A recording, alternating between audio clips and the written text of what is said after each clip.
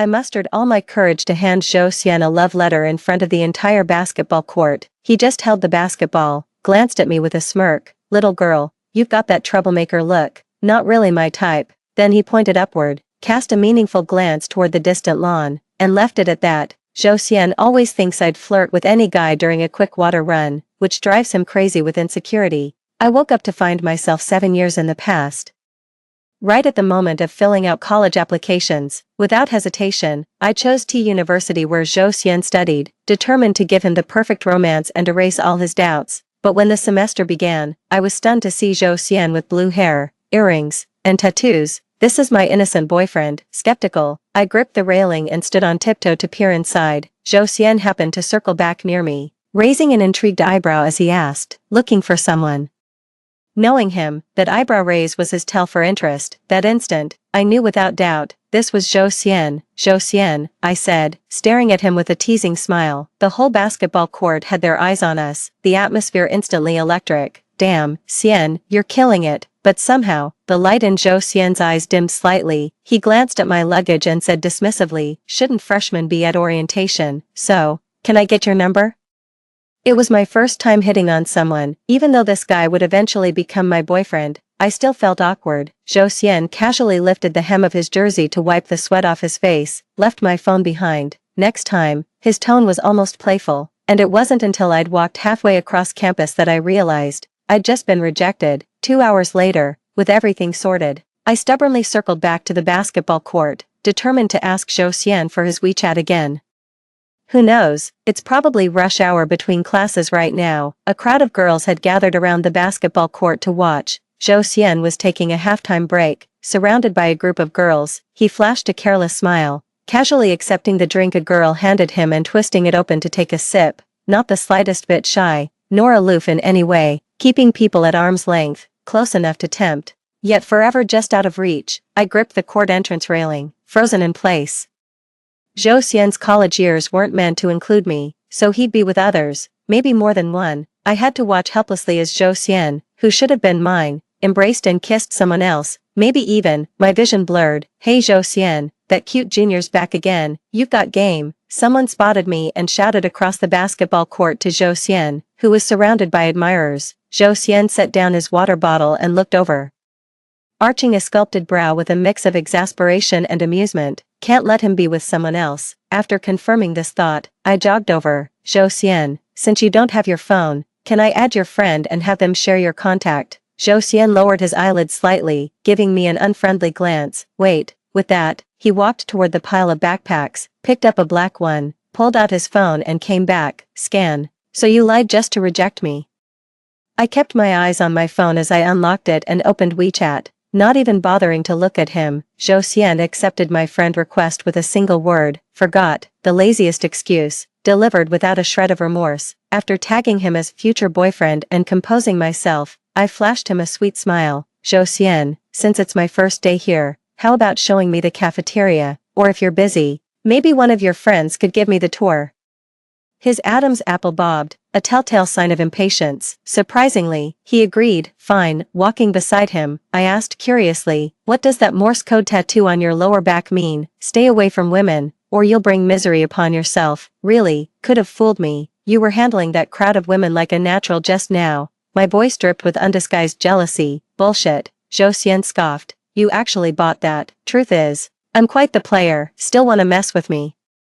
My heart gave a painful twinge. "I'm done playing with you." He just chuckled nonchalantly at my words and gave my shoulder a light nudge. "We're here. Go on in." Xian Zhou still ate with the same refined manners he'd have 7 years later, lost in thought about why he was acting this way now. I didn't even notice someone had joined us. "Bro Xian, weren't you just saying you weren't interested in that girl at the basketball court? Now you're having meals together." A fair-skinned guy in black clothes winked suggestively at Zhou Xian. "You're so clingy." Zhou Xian shot me a glance, though I knew he was teasing me. His words somehow wrapped around me like an endearment. "This is insane. How about joining your Xian Gij for some bar hopping tonight, little sister?" I looked up at him and nodded with a smile. "Absolutely. Thanks for the invite, senior." "No need to call me senior. I'm Chen Fong." He had that playful air about him. Locking eyes with a gaze that carried unspoken implications, I nodded without responding. But clearly, Zhou Xian, who always thought I was trouble when we were together, had felt the same way 7 years ago. He smirked mockingly. Little miss, did I say I was leaving? If you're not going, then neither am I. Zhou Xian, how could you even doubt me? You call others senior, but with me, you're all casual. Nice double standard, Gidge. I said it without hesitation, meeting his gaze directly. Completely unembarrassed, he loved when I called him that. At least he did 7 years later when we got together. Sure enough, Zhou Xian narrowed his eyes, that non-existent tail of his perking up behind him, swaying with smug arrogance. So, big bro, hitting the bar tonight. Truth be told, I kinda hoped he'd go. Liquid courage makes things easier. I'm in. Chen Feng listened to the entire conversation and burst into a cocky laugh. Zhou Xian kicked his chair leg in irritation. So you're still interested in me, aren't you? Then why turn me down? Playing hard to get, too. Zhou Xian's group booked a private room. Without hesitation, I took the seat next to him and joined their round of King's Game, a numberless version of King's Game. Zhou Xian, I'm the king, I declared, staring straight at him while holding my card. When drawing cards earlier, I kept praying to get the Joker. Even God heard my wish. Claim benefits. Pushpin WeChat Japanese symbol for beginner. QQ account 179732803. Zhou Xian took a sip of wine and smiled without responding. Well then, I want you to kiss me, I said, pointing to the corner of my mouth. The entire booth erupted in thunderous applause. You're amazing, Junior. Hell yeah, Junior. Sure enough, the smile gradually faded from his face, knowing full well he'd refuse. Yet still making the request, only to end up heartbroken. Oh dear, what should I do? It's been so long since I last saw him. I just really want to get close to him. I made a rather awkward excuse for myself, which was also a gamble. If you really can't do it, maybe your friend could step in for you. Friend? Zhou Xian's smile vanished completely as he raised an eyebrow at me. Chen Feng was the first to react, patting Zhou Xian's shoulder with a grin. Honestly, this junior's got some fire. If you can't handle her, want me to take your place? Zhou Xian set his glass down with deliberate force, curling one corner of his mouth into a wicked smirk. Like hell you will, get lost. The next moment, he yanked me against his chest, my face smashed into his torso as he gripped my chin, eyes burning into mine, calling everyone friend. Are you trying to pick me up or someone else? Huh, you. As the word fell, so did the kiss. The way he moved made me think he'd try to destroy me like in my memories, yet all I got was a feather-light kiss, so faint it made me wonder if his thin lips even touched me at all. The air between us caught fire. The king's turn went to Chen Feng. Zhou Xian, why not let the little lady sit on your lap for this round? Chen Feng grinned around his cigarette. Before I could react, Zhou Xian downed his glass in one go, pale liquor tracing a tantalizing yet painful path down his jawline. He wordlessly poured and drained another glass before I finally spoke. But I'd rather sit on your lap. I'm not drinking. Defying the king's orders means drinking 2 penalty cups. I'll take yours. Zhou Xian murmured without looking at me, lazily pouring more wine. He downed 4 cups in one go. The crowd seemed to have forgotten his rejection of me, clapping and egging him on. I forced a smile and played along. Backup account Pushpin WeChat, QQID 17973280331. The next person became king and made the same demand as Chen Feng. Watching Zhou Xian pour the wine, I lowered my head in embarrassment, clutching her skirt desperately while searching for an excuse to leave. She was effortlessly comforted by the senior girl beside her. Don't be upset, Junior. This is Zhou Xian's first time drinking during a game. How flattering that I'd make him so uncomfortable. The senior girl giggled and hugged her boyfriend, who chimed in knowingly.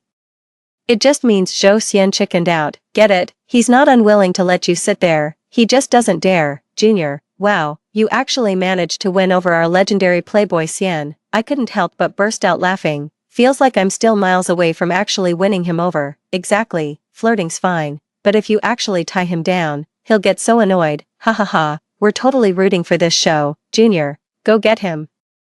Suddenly Zhou Xian started looking pleasing to the eye again. He'd been forced to drink too much, though his expression remained composed. The corners of his eyes were faintly flushed. This was Zhou Xian's telltale sign of drunkenness. His long eyes with their naturally tapered lids now drooped slightly as he bowed his head, making my heart race uncontrollably. My boyfriend is so handsome, going to devour me. Zhou Xian's voice, thickened by alcohol, dropped to a husky, sensual register, nothing like his usual crisp tone. I swallowed hard before I could stop myself. Well, not that he deliberately misinterpreted me before I could finish saying not that I'd mind. Scared, then head back early. Stop clinging, dorm curfew's coming. Zhou Xian leaned deeper into the couch, his arm casually draping over the sofa behind me like he was pulling me into an embrace. I tapped my phone. 11:00 p.m. I am tired, but it's too late to fly back now. What did you usually do?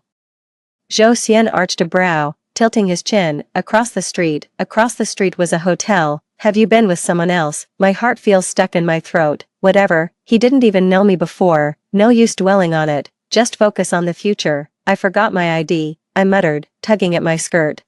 So what? Zhou Xian toyed with the cigarette between his slender fingers, but didn't light it. Can I share a room with you? Zhou Xian couldn't help but laugh. Sweetheart. Do you think I'm a monk or an idiot? I just want to sleep, but if you really want to, I don't mind, as long as it's you. Fuck, Zhou Xian cursed under his breath, stubbing at his cigarette before grabbing a black coat to drape over my head and pulling me away with him. My heart was pounding like crazy. No way, I'm not ready for this. We'd done this before, but never with the 20-year-old baby-faced Zhou Xian, nor the wild blue-haired version. This was the 7 years later Zhou Xian, tailored suit, silver-rimmed glasses, that refined yet utterly dangerous look. He shoved me inside and flicked the light on. I yanked the coat off my head. Zhou Xian leaned against the doorway, eyeing me with hostility. Don't provoke me again, just sleep. Where are you going? Let's go back and pull an all-nighter. I must be insane, after all this fanfare bringing me here, enduring everyone's teasing, and mentally preparing myself. He just wants to go back for drinks. I stammered before finally finding my words. Don't you have any feelings for me? Zhou Xian was about to walk away but paused, looking at me seriously. Not particularly, but I'm not picky when it comes to pretty faces. Lies. I clutched the clothes in my hands tighter and tighter. My pride told me to let him go. This version of Zhou Xian wasn't someone I could love, nor someone I could move. But remembering how tender he'd be with me 7 years later, how achingly insecure, my heart softened. I sulked and complained. Zhou Xian, if you see me 7 years from now, you'll fall for me at first sight. Zhou Xian let out a mocking laugh. Delusional much. You already are now. You just won't admit it. Get some sleep if you're not thinking straight, sweetheart. Zhou Xian flashed me a half-hearted smile, closed the door, and left. 3. Claim benefits pushpin WeChat. QQ1 *797328031. The weather's rather gloomy today as our department conducts military training on the basketball court. I was completely distracted, my gaze constantly drifting to the adjacent basketball court. Hey, you there, 7th in the 3rd row, what are you staring at? Found something fascinating. The instructor had clearly noticed my distraction, reporting, Sir, I'm looking at my future boyfriend. Zhou Xian's three-pointer went wide. Group admins exclusive contact pushpin WeChat. QQID 1 *79732 *8031. Our whole department and his buddies were cracking up. Xian, I've never seen a girl this gorgeous and badass at the same time. Just say yes already. Zhou Xian passed the ball. Stop yapping and play. The drill instructor was speechless yet amused by me. These young girls nowadays are quite bold. He smiled kindly, then abruptly turned stern. Just because your boyfriend's watching means you can slack off. 30 squats. Now, after dutifully completing the squats, I stood waiting for the instructor's verdict, but he just waved me back into formation. Alright everyone, take a break. Anyone want to show off some talents? Hey there, the girl watching her boyfriend, want to come show us something? Honestly, I'm not too bad at dancing. Yes, thanks, drill instructor. I ran up and connected my phone to the instructor's speaker to play a song. As the music started, Zhou Xian's buddy knowingly stopped in his tracks, winking at him while holding the basketball. Xian, check out your little sister dancing. What sister? Zhou Xian leaned against the basketball hoop post, watching half-heartedly. Since when does a sweetheart not count as a sister? After the dance, the classmates gave enthusiastic applause. Zhou Xian's friends joined in the cheering too, while Zhou Xian himself just gave a couple of perfunctory claps, using getting water as an excuse. I ran up to him and asked, how was my dance? Mediocre. Mediocre how? It was clearly amazing. Zhou Xian chuckled, his gaze drifting downward. Just mediocre. Pervert. I'll grow more. I've got proof. I'll be amazing in 7 years. Zhou Xian seemed thirsty, licking his lips as his Adam's apple bobbed. No girl brought you water today. Want to make do with mine? I don't mind. We're practically family anyway. Zhou Xian rubbed his temples, visibly annoyed. I do mind. Fall in with your group, stop loitering here. With a cold snort, I jogged over to the drink station and grabbed a fresh bottle. I never expected to run into Zhou Xian today, and I don't even remember buying an extra drink. Everything felt so natural and perfectly logical. Smiling, I walked over and said, I brought this for you. From now on, with me around, you'll never have to endure hardship, thirst, or hunger, nor feel obliged to accept favors from other girls that'd only weigh on your conscience. With that, I shoved it into his arms, waving at him. Zhou Xian clicked his tongue. Quit messing around for no damn reason. When the noon break came, Zhou Xian's group wrapped up too. Unexpectedly, they headed for the school gate instead of the cafeteria. I jogged up to them. Zhou Xian, where are you guys going? Internet cafe. Zhou Xian shot me a glance. Not eating, I'll get takeout. You head back. I'd like to join you though. Zhou Xian suddenly reached out and patted my head lightly. You've got military training this afternoon. Don't get so distracted just because you see me. Alright. My face flushed instantly. What a narcissist he is. After all these years together, his flirting still left me giddy all afternoon. My heart sank when I saw them returning to the field. A girl in a black dress and boots walking right beside him. So you ditched me for another girl, is that it? That girl, I distinctly remember her being my classmate back at Z University. We never got along, always trading passive-aggressive remarks. Did my transfer to T University somehow alter someone else's destiny? I rubbed my temples, shaking off those absurd fatalistic thoughts. Zhou Xian must have sensed my burning glare. He turned his head, momentarily froze, then flashed a slightly guilty expression, then composed myself and walked past nonchalantly. During the break, I couldn't help texting him. You wouldn't take me, but brought another girl instead. Novel collection pushpin WeChat, QQ number 1797328031. A friend invited her. Why's your friend standing so close to you? What, you think I'm handsome? Then back off from her already. Got a reason? My spirits instantly deflated. He's single, and I'm just some disposable simp. Just as I was about to turn off my phone and wallow in misery, Zhou Xian suddenly added, I'll try. Instant revival, right then and there. Told you he's got a crush on me. Zhou Xian and I were both from the Cross College, when our school organized an interdepartmental dance competition and fell short of male participants. His striking good looks got him roped in as a last-minute addition. My eyes lit up the moment I spotted Zhou Xian in the dance studio. When the instructor told us to pick partners, I bolted straight to Zhou Xian without hesitation, easily the fastest mover in the room. Zhou Xian took a slight step back. Don't be such a bandit. You're such a heartbreaker with no sense of propriety. Had I come any later, you'd have run off with someone else. You know me too well. Zhou Xian chuckled, lowering his eyelids with devastating charm, placing a hand over my chest in an exaggerated bow. I hammed it up. My dear prince, might I have the honor of this dance? Zhou Xian pressed a finger against my forehead and declared with playful haughtiness, permission granted. That dance was pretty hot. Since I wasn't holding back at all and showed zero restraint, Zhou Xian only maintained gentlemanly conduct twice before narrowing his eyes and placing his hand on my exposed waist, quite slender. Zhou Xian murmured close to my ear, tilting my head to transition into the next dance move. I teased with a laugh, you could snap it in half, big brother. Sure enough, the arm around my waist tightened its grip. He let out a cold laugh and said nothing more. When it rains, it pours. Just 2 weeks into dance practice, when Zhou Xian and I had gotten so close that anyone could see the chemistry between us, I got up for a midnight bathroom trip, missed my step, and broke my leg. My roommate dragged my sniveling self to the hospital for exams, bone setting, and a cast. When things settled down, I tentatively texted Zhou Xian, hey bro, it's the middle of the night, are you insane? I checked the time, 3 a.m., still awake at this hour, missing me too much to sleep. You woke me up, so you were dreaming about me, what is it? After hesitating for a long time, I carefully chose my words. If I stopped dancing with you, would you dance with other women? What do you think? I don't think my brother would. I clung to a sliver of hope. Claim benefits pushpin WeChat. QQ no. 1797328031. Heh, midnight's the perfect time for wishful thinking. I'm feeling depressed. After all, I was this close to securing my position by dancing with him.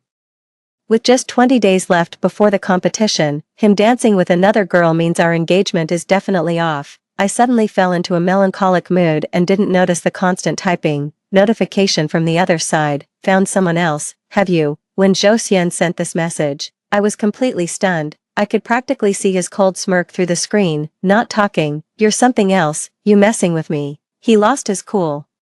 He was so worked up I couldn't explain, just started firing accusations left and right. Brother, my leg's broken and you don't even care. Instead you accuse me of cheating. My heart's shattered. I started laughing like a maniac, terrifying my roommate. Liu, you okay? Pain making you delirious. My roommate reached to feel my forehead.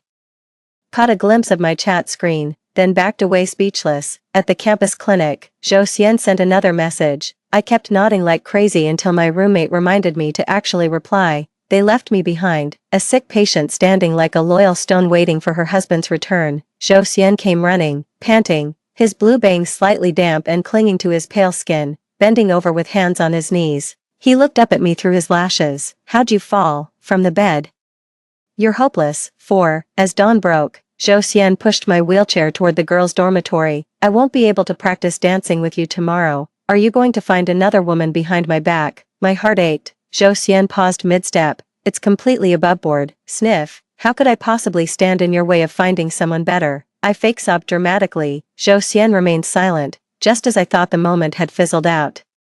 He suddenly swept me off my feet with a textbook Princess Carrie when we reached the dormitory. Resource Group Pushpin V Red Heart, QQ1797328031. My face flushed instantly as he said without even catching his breath, dropping out of the intercollegiate competition isn't ideal. You could come supervise me. My heart skipped a beat in secret. Zhou Xian, if you like me, you should say it out loud. Zhou Xian glanced down the staircase and threatened, want me to toss you down these stairs?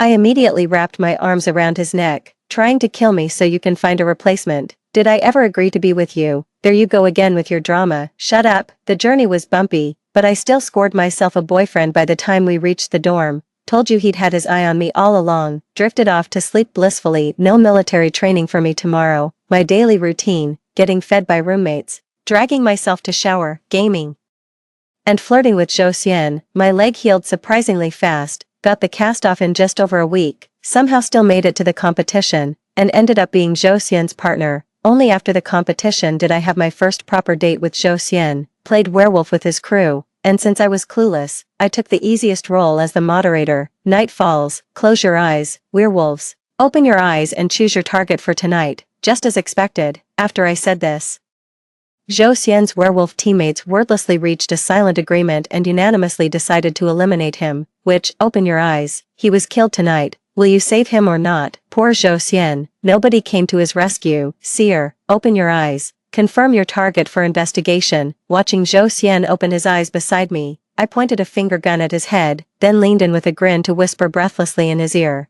Bang, you're dead, darling seer. Zhou Xian narrowed his eyes, tilting his head to claim my lips. In the silent room where everyone kept their eyes shut, Zhou Xian surprised me with a dominant, possessive kiss. My heart was pounding so hard it nearly leapt out of my chest as I straightened up abruptly. Please confirm your target for inspection. After Zhou Xian confirmed the target, I declared his death at daybreak. He looked up at me and couldn't suppress a laugh. His pitch-black eyes sparkled like stars.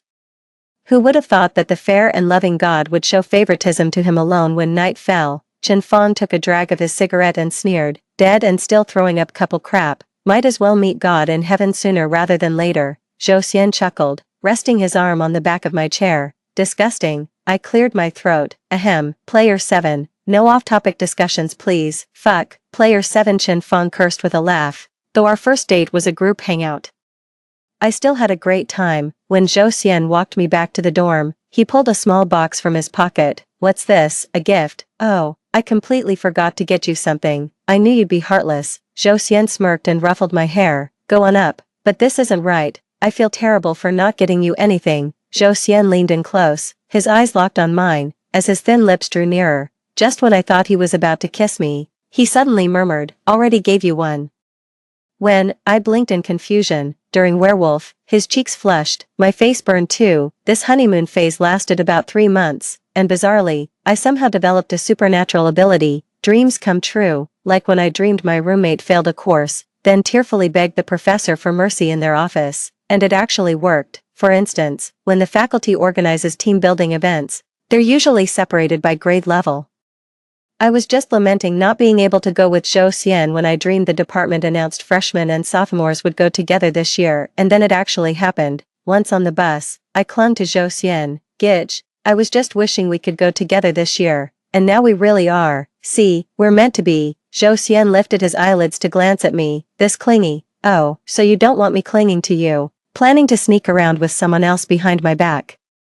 He ruffled my hair and chuckled. Quite the imagination you've got there. I leaned against his shoulder and dozed off, ignoring him completely. Maybe because of that conversation, I ended up dreaming of a scenario where I wanted to strangle Zhou Xian. The mountains were shrouded in mist when suddenly a downpour hit. Zhou Xian and I got separated, only for me to find him later embracing a woman whose soaked blouse turned nearly transparent. I was so mad it jolted me awake.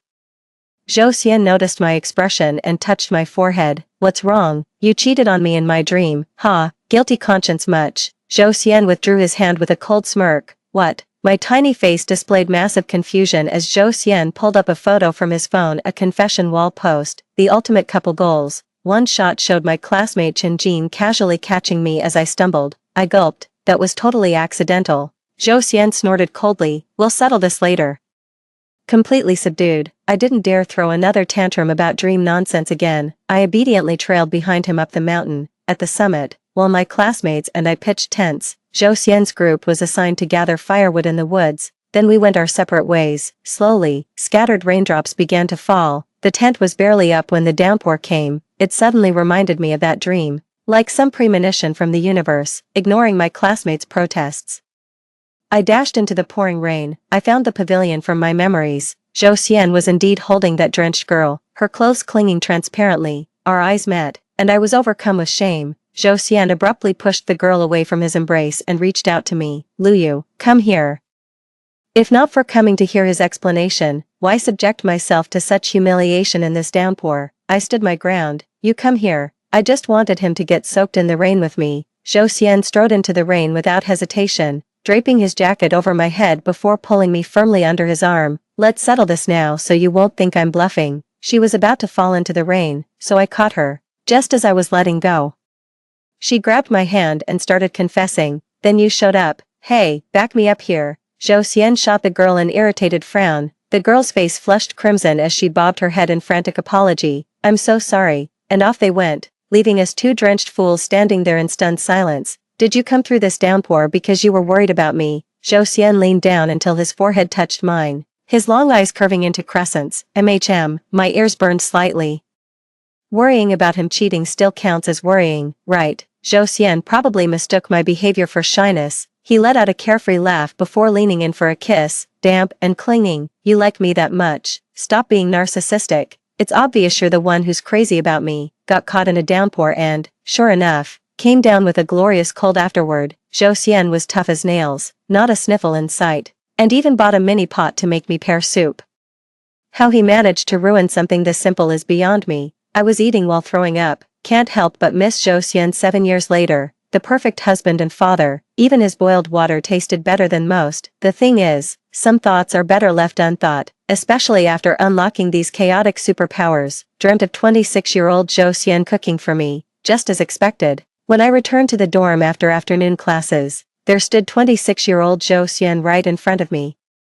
Zhou Xian, my mind went completely blank. Zhou Xian's thin lips curled slightly. You actually came, huh? Did you talk to him? Zhou Xian's expression darkened slightly when he saw me frozen in place instead of approaching him, somehow twisting our mutual affection into some messy love triangle. I quickly rushed over and grabbed his arm. Let's talk outside. It's not safe here on campus. Zhou Xian was like a bristling cat, just a few soothing strokes and he'd melt into docility.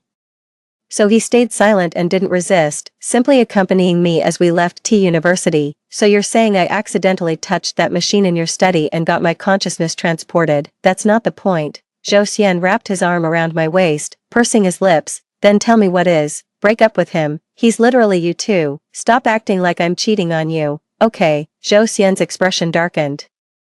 The space-time won't stabilize for about a month before I can take you away. Do you really think I can stand watching you date someone else for a whole month? How could I ever break up with you when I'm looking at this face? I gazed at him with puppy dog eyes. Then I'll go talk to him. What's the difference? You don't treat him as yourself either. From his perspective, doesn't it just mean I cheated on him? Zhou Xian seemed incredulous, turning to stare at me with his thin lips pressed into a tight line. You feel sorry for him. Well, I'm the one wronged here. My mind was wound tight like a coiled spring. One wrong word and I'd be done for. It's always you I care about. Just give me some time. I'll make things clear with him. I took his hand and gently kissed his slender fingers. Zhou Xian's lashes fluttered slightly, but alas, my charm still failed to move him. 3 days. 3 days. 3 days is too short.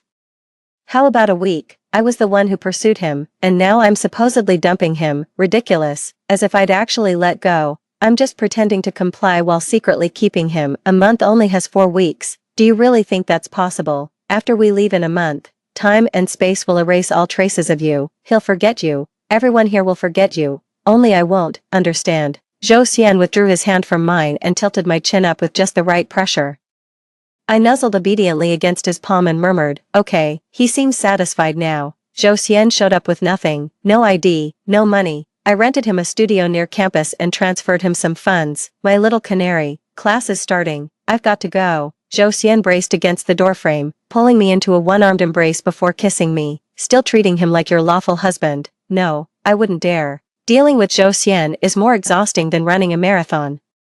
I returned to school looking utterly drained, just in time to see young Zhou Xian playing basketball on the court. That carefree youthful energy becomes more precious with each passing glance, leaning on the railing with a smile. This guy has zero sense of propriety, surrounded by all those girls. He shamelessly lifts his t-shirt to wipe sweat. Saw that Morse code sequence again, so strange. I distinctly remember Zhou Xian's waist being flawless and alluring 7 years later. Even if the tattoo was removed, there should have been some scarring left. An involuntary gasp escaped. The air was thick with hormones. I'm really annoyed, still staring. Come here. Zhou Xian released his shirt hem and beckoned me with a raised eyebrow. He's really something, acting so provocative knowing I'm watching. I squeezed onto the basketball court as Zhou Xian shot me a glance. Didn't you promise I'd never go thirsty or hungry again? Serves you right for being shameless. I gave his stomach a playful slap. Zhou Xian braced my shoulders and stepped back. Don't touch recklessly unless you're ready to take responsibility. Getting all coy with me now. Are we? Someone's jealous. My face turned pale, but Zhou Xian suddenly pinched my cheek. They all had their backs to me. Only you were facing this way. Only I saw it. Did he deliberately flash me on purpose? How dare he? Who'd want to see that? Your eyes haven't left me for a second, little sister. Zhou Xian pulled me along as we walked out. If you want something, just say it. Why play hard to get? I want your permission to have the grown-up version of you as my boyfriend, if that's even possible. 3 days passed in the blink of an eye, with Zhou Xian staying completely out of sight near campus the entire time. It almost made me wonder if that day had just been my imagination. Zhou Xian had no classes today. So he came to keep me company during mine when suddenly a pop-up appeared on my phone. 3 days already. Did you break up? That message made my blood run cold. The timing was robotic, exactly 3 days to the second. I quickly dismissed the notification and glanced at Zhou Xian beside me. His expression remained indifferent, as if he hadn't noticed. He spoke in a slightly hoarse voice, probably lowering it deliberately for class. What is it? Nothing, just admiring how handsome you are, I said with a sweet smile. Zhou Xian's expression still didn't change. Oh, really? His reaction seems off. Did he see something? WeChat just popped up another notification. Lu Yu, you'd better not be lying to me. I'm dead. Zhou Xian leaned in casually and asked, what's this? My brother, lover boy. Zhou Xian finally smirked, curling just one side of his lips in a wild, mocking grin. Blood brother. You're the only one who gets to be my lover, I said without batting an eye, laying on the sweet talk. Zhou Xian's expression softened slightly as he let out a haughty humph. Bought some time for now. Both Zhou Xians are so sharp. How am I supposed to survive this month? Points. Can't bear to let go. What a mess. 5. During the bathroom break between classes, I ducked into the women's restroom to call 26-year-old Zhou Xian. Just finished class. We broke up. After a pause, he replied, you're lying. My heart skipped a beat. You don't believe me? I do. I smiled contentedly. I've got class this afternoon. Freshman year keeps me busy. You know. How about dinner tonight? You could go explore on your own. Treat it like a mini vacation. Without you, everything's so dull. I don't even feel like going anywhere. Zhou Xian mumbled, and just like that, my sweet innocent boyfriend was back. After calming him down, I stepped outside only to find young Zhou Xian leaning against the wall, basking in the sun while scrolling through his phone. Having two lovers really isn't as enjoyable as people think. Little Zhou Xian remained in low spirits throughout lunch. It all came to a head when he showed up at my place that evening. What's up? Zhou Xian towered over me with his long legs and icy demeanor, his sidelong glance sending a slight chill down my spine. Why so grumpy? I'll make it up to you tomorrow. It's just one dinner. I already promised my roommate today. I laced my fingers through his and gave a gentle tug. He tightened his grip and chuckled, like I care. Go have fun without me. When I rushed to the apartment across from campus, Zhou Xian opened the door before I could knock. like we shared some psychic connection. What an incredible coincidence. Telepathy, yeah, was waiting for you. Zhou Xian smiled and stepped aside, carrying groceries inside. I said, let me cook for you, we'll eat at home. While part of me wanted to cook for him, I really didn't feel like going out. The difference between Zhou Xian now and 7 years later was striking. You'd never guess they were the same person at a glance. I'd hate to end up on the confession wall accused of two-timing. I'd just tied my apron when the knocking came. My gut screamed danger. I rushed to the door and peeked through the peephole. Sure enough, it was young Zhou Xian. His expression was terrifyingly cold. Seeing my reaction, Zhou Xian behind the door immediately guessed the situation. Open the door, Zhou Xian murmured, sliding an arm around my waist from behind with deliberate slowness, his tone laced with suppressed irritation. No way, what if you two get quantum entangled and experience decoherence? I'd lose my husband, I teased, deliberately calling him hubby to dodge the issue. Zhou Xian narrowed his eyes. You really want to debate physics with me? Then let's not talk physics. How about we discuss human nature, or feelings, or better yet, explain where you found the audacity to two-time us. If you hadn't kept doubting I'd abandon you when we were together, I wouldn't have needed to mess with him in the first place. I finally decided to turn the tables. Zhou Xian's slender brows furrowed slightly with confusion. Did I? Don't scare me like this. The hairs on my neck stood on end. I was genuinely terrified. It never crossed my mind to question why I'd traveled back 7 years, whether this was truly just an accident. Before I could ponder further, the knocking grew louder. Lu Yu, come out. Owner's exclusive ID pushpin WeChat. QQ number 1797328031. Untying the apron, I calmed the pensive Zhou Xian with a glance before stepping out. Young Zhou Xian shot me a look, his voice dripping with sarcasm. Never thought I'd be catching someone red-handed one day. He just let you come out alone like this? I've started doubting this world. Why did Zhou Xian think I was trouble the moment we met? Why pretend you didn't like me when you clearly did from the start? How did my leg injury heal so unnaturally fast? Why do my thoughts materialize almost instantly, including that unfamiliar Morse code sequence? Even Zhou Xian couldn't explain the answer himself. Not talking, scared, or feeling guilty. Zhou Xian reached to tilt my chin up, forcing eye contact.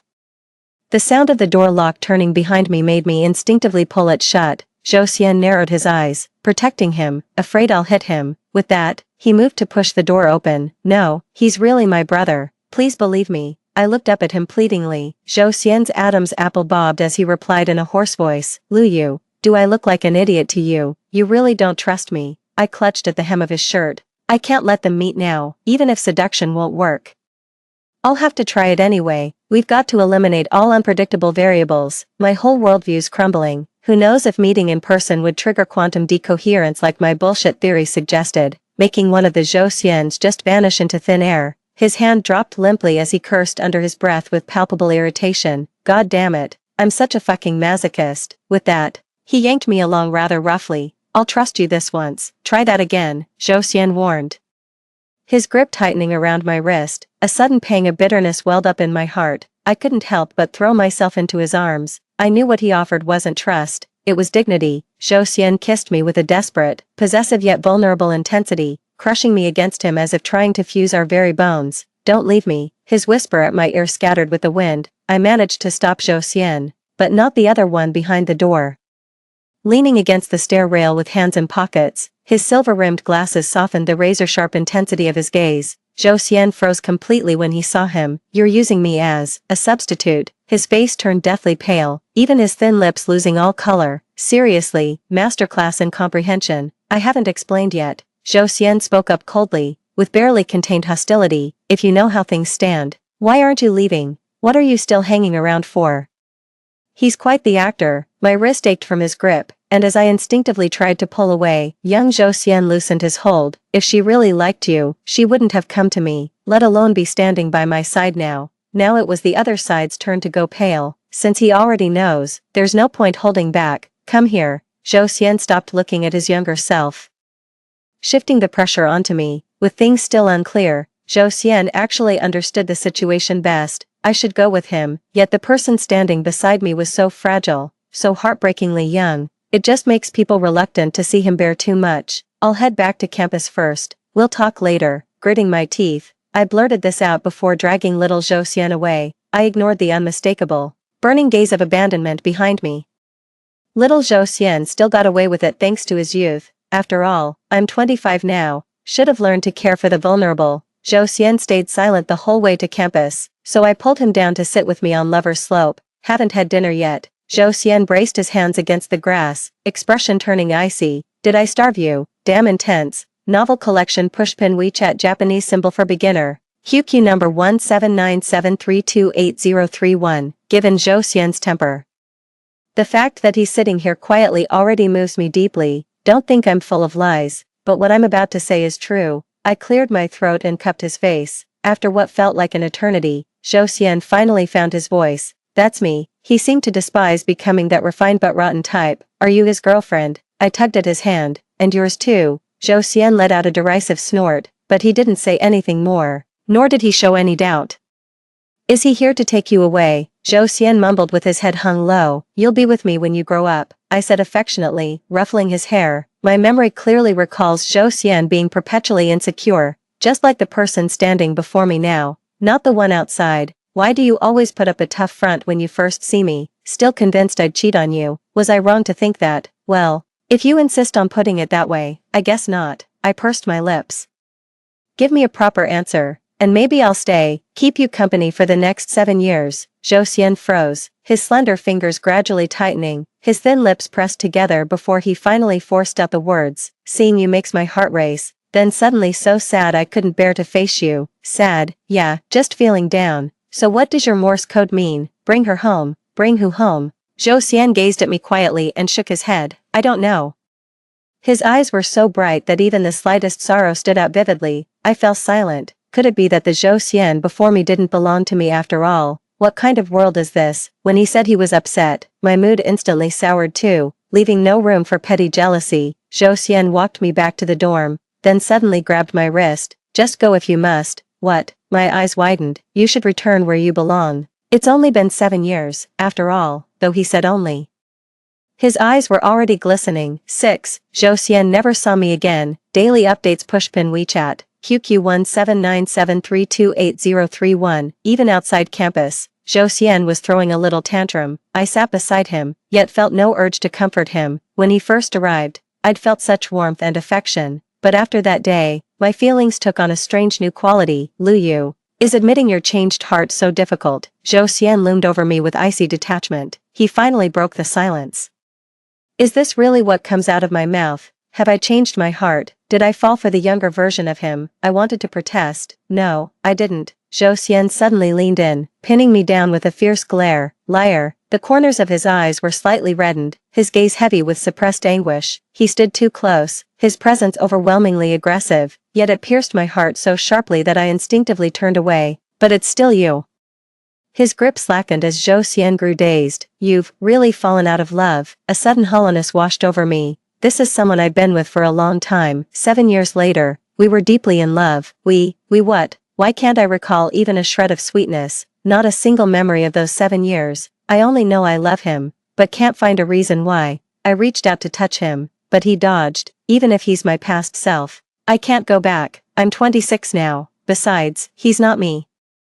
I was stunned. What? Zhou Xian exuded a heartbreaking air of despondency, his entire being radiating a pitiable, you were in a car accident and lost consciousness. I developed a machine to reactivate awareness. All of this is your imagination, trapping you in this mental world. I came to take you away, yet you fell for a projection of your own mind. So who is this person in reality? Your college sweetheart. His voice was ice cold, and so was my heart.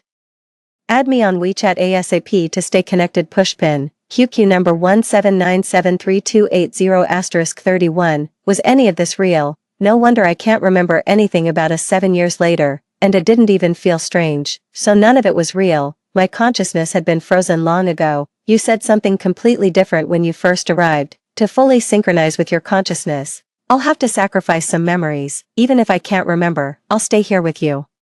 I couldn't hold back anymore. I threw my arms around him, tears streaming down his back. I'm sorry. I want to stay with you, but I need you to wake up more. Zhou Xian's voice was hoarse, barely recognizable, yet his hand still moved gently across my back, soothing and tender. I shouldn't be stuck here. Since this is all just a world of consciousness, there are no rules left to follow. I need time to process these truths, spending my days basking in the apartment sunlight.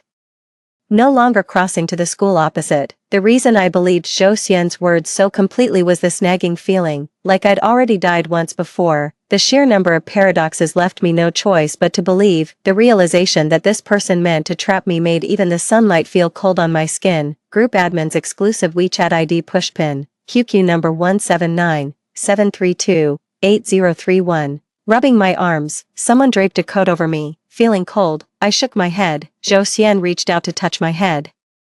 But I instinctively dodged. His hand froze midair, his pale skin almost translucent in the sunlight. "I'll go make dinner," I said, fleeing like a startled deer, left alone in the icy sunlight, consumed by guilt and unease. Zhou Xian, the boyfriend I adored beyond measure, my future husband, who spent untold time and effort developing a machine to save me, even risking his life to enter my consciousness and pull me out. Yet now, I no longer loved him. In the battle between him and that other man, the moment I realized my bias would last till death, I came to the profound understanding that all affection for this person had withered away. Sitting across from Zhou Xian, his dining mannerisms remained achingly familiar, sleeves casually rolled halfway, every movement deliberate and refined, mirroring the cultured poise of our school days. How could this not be the same person? How could it all be an illusion? Yet something felt inexplicably off, plunging me into momentary disorientation. "Just 2 more days and we can leave. If you want to break up, we can talk about it later, but nothing matters more than you waking up." Zhou Xian didn't look up, his tone deceptively calm, yet every word made me feel his pain. I couldn't bring myself to say "I won't leave you," at least not like this, not to him. Making him believe I'd stay out of pity rather than love, that would break him, crush his pride. My mental world remains incomplete where I haven't ventured. Leaving China would allow Zhou Xian to break the shackles and take me away. So on that day when space-time stabilized, we rushed to the airport. The phone rang. "It's Zhou Xian." He knew I was leaving today. We'd laid everything bare that night. He respected my decision completely, never reappeared, restraining himself so thoroughly that he felt vividly real. Someone I loved. Not some fleeting illusion. "Answer the call." Zhou Xian's pop-up notification flashed. I hesitated. "Don't answer it." Zhou Xian beside me pressed down on my hand. "Don't soften now. Let's go home, Luyu." I turned off the screen and nodded. Zhou Xian was using little Zhou Xian's ID card. As we were about to board, young Zhou Xian, who somehow broke into the airport, was being chased by a group of security guards. "Luyu, come back, he's lying to you." Young Zhou Xian rarely lost control like this, his face deathly pale, my heart twisted in pain. "Your consciousness will do everything to keep you here. But it's time, let's go." Zhou Xian shot the younger version a grim look, suppressing his emotions as he comforted me. "Turn around with the person beside me." "No, Luyu, Luyu." Little Zhou Xian's voice sounded so pitiful behind me, each cry echoing like a lifetime. The next moment, I suddenly broke free from Zhou Xian and ran toward it, but he was already swallowed by the crowd, pushed through the boarding gate. Impossible.